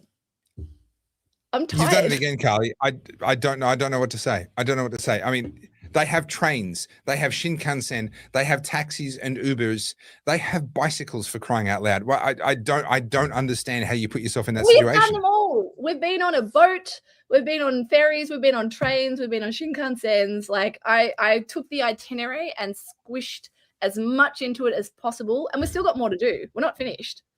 And then we fly home on Sunday. So okay, you might not be finished, but I am. My brain can't handle this anymore. I'm done.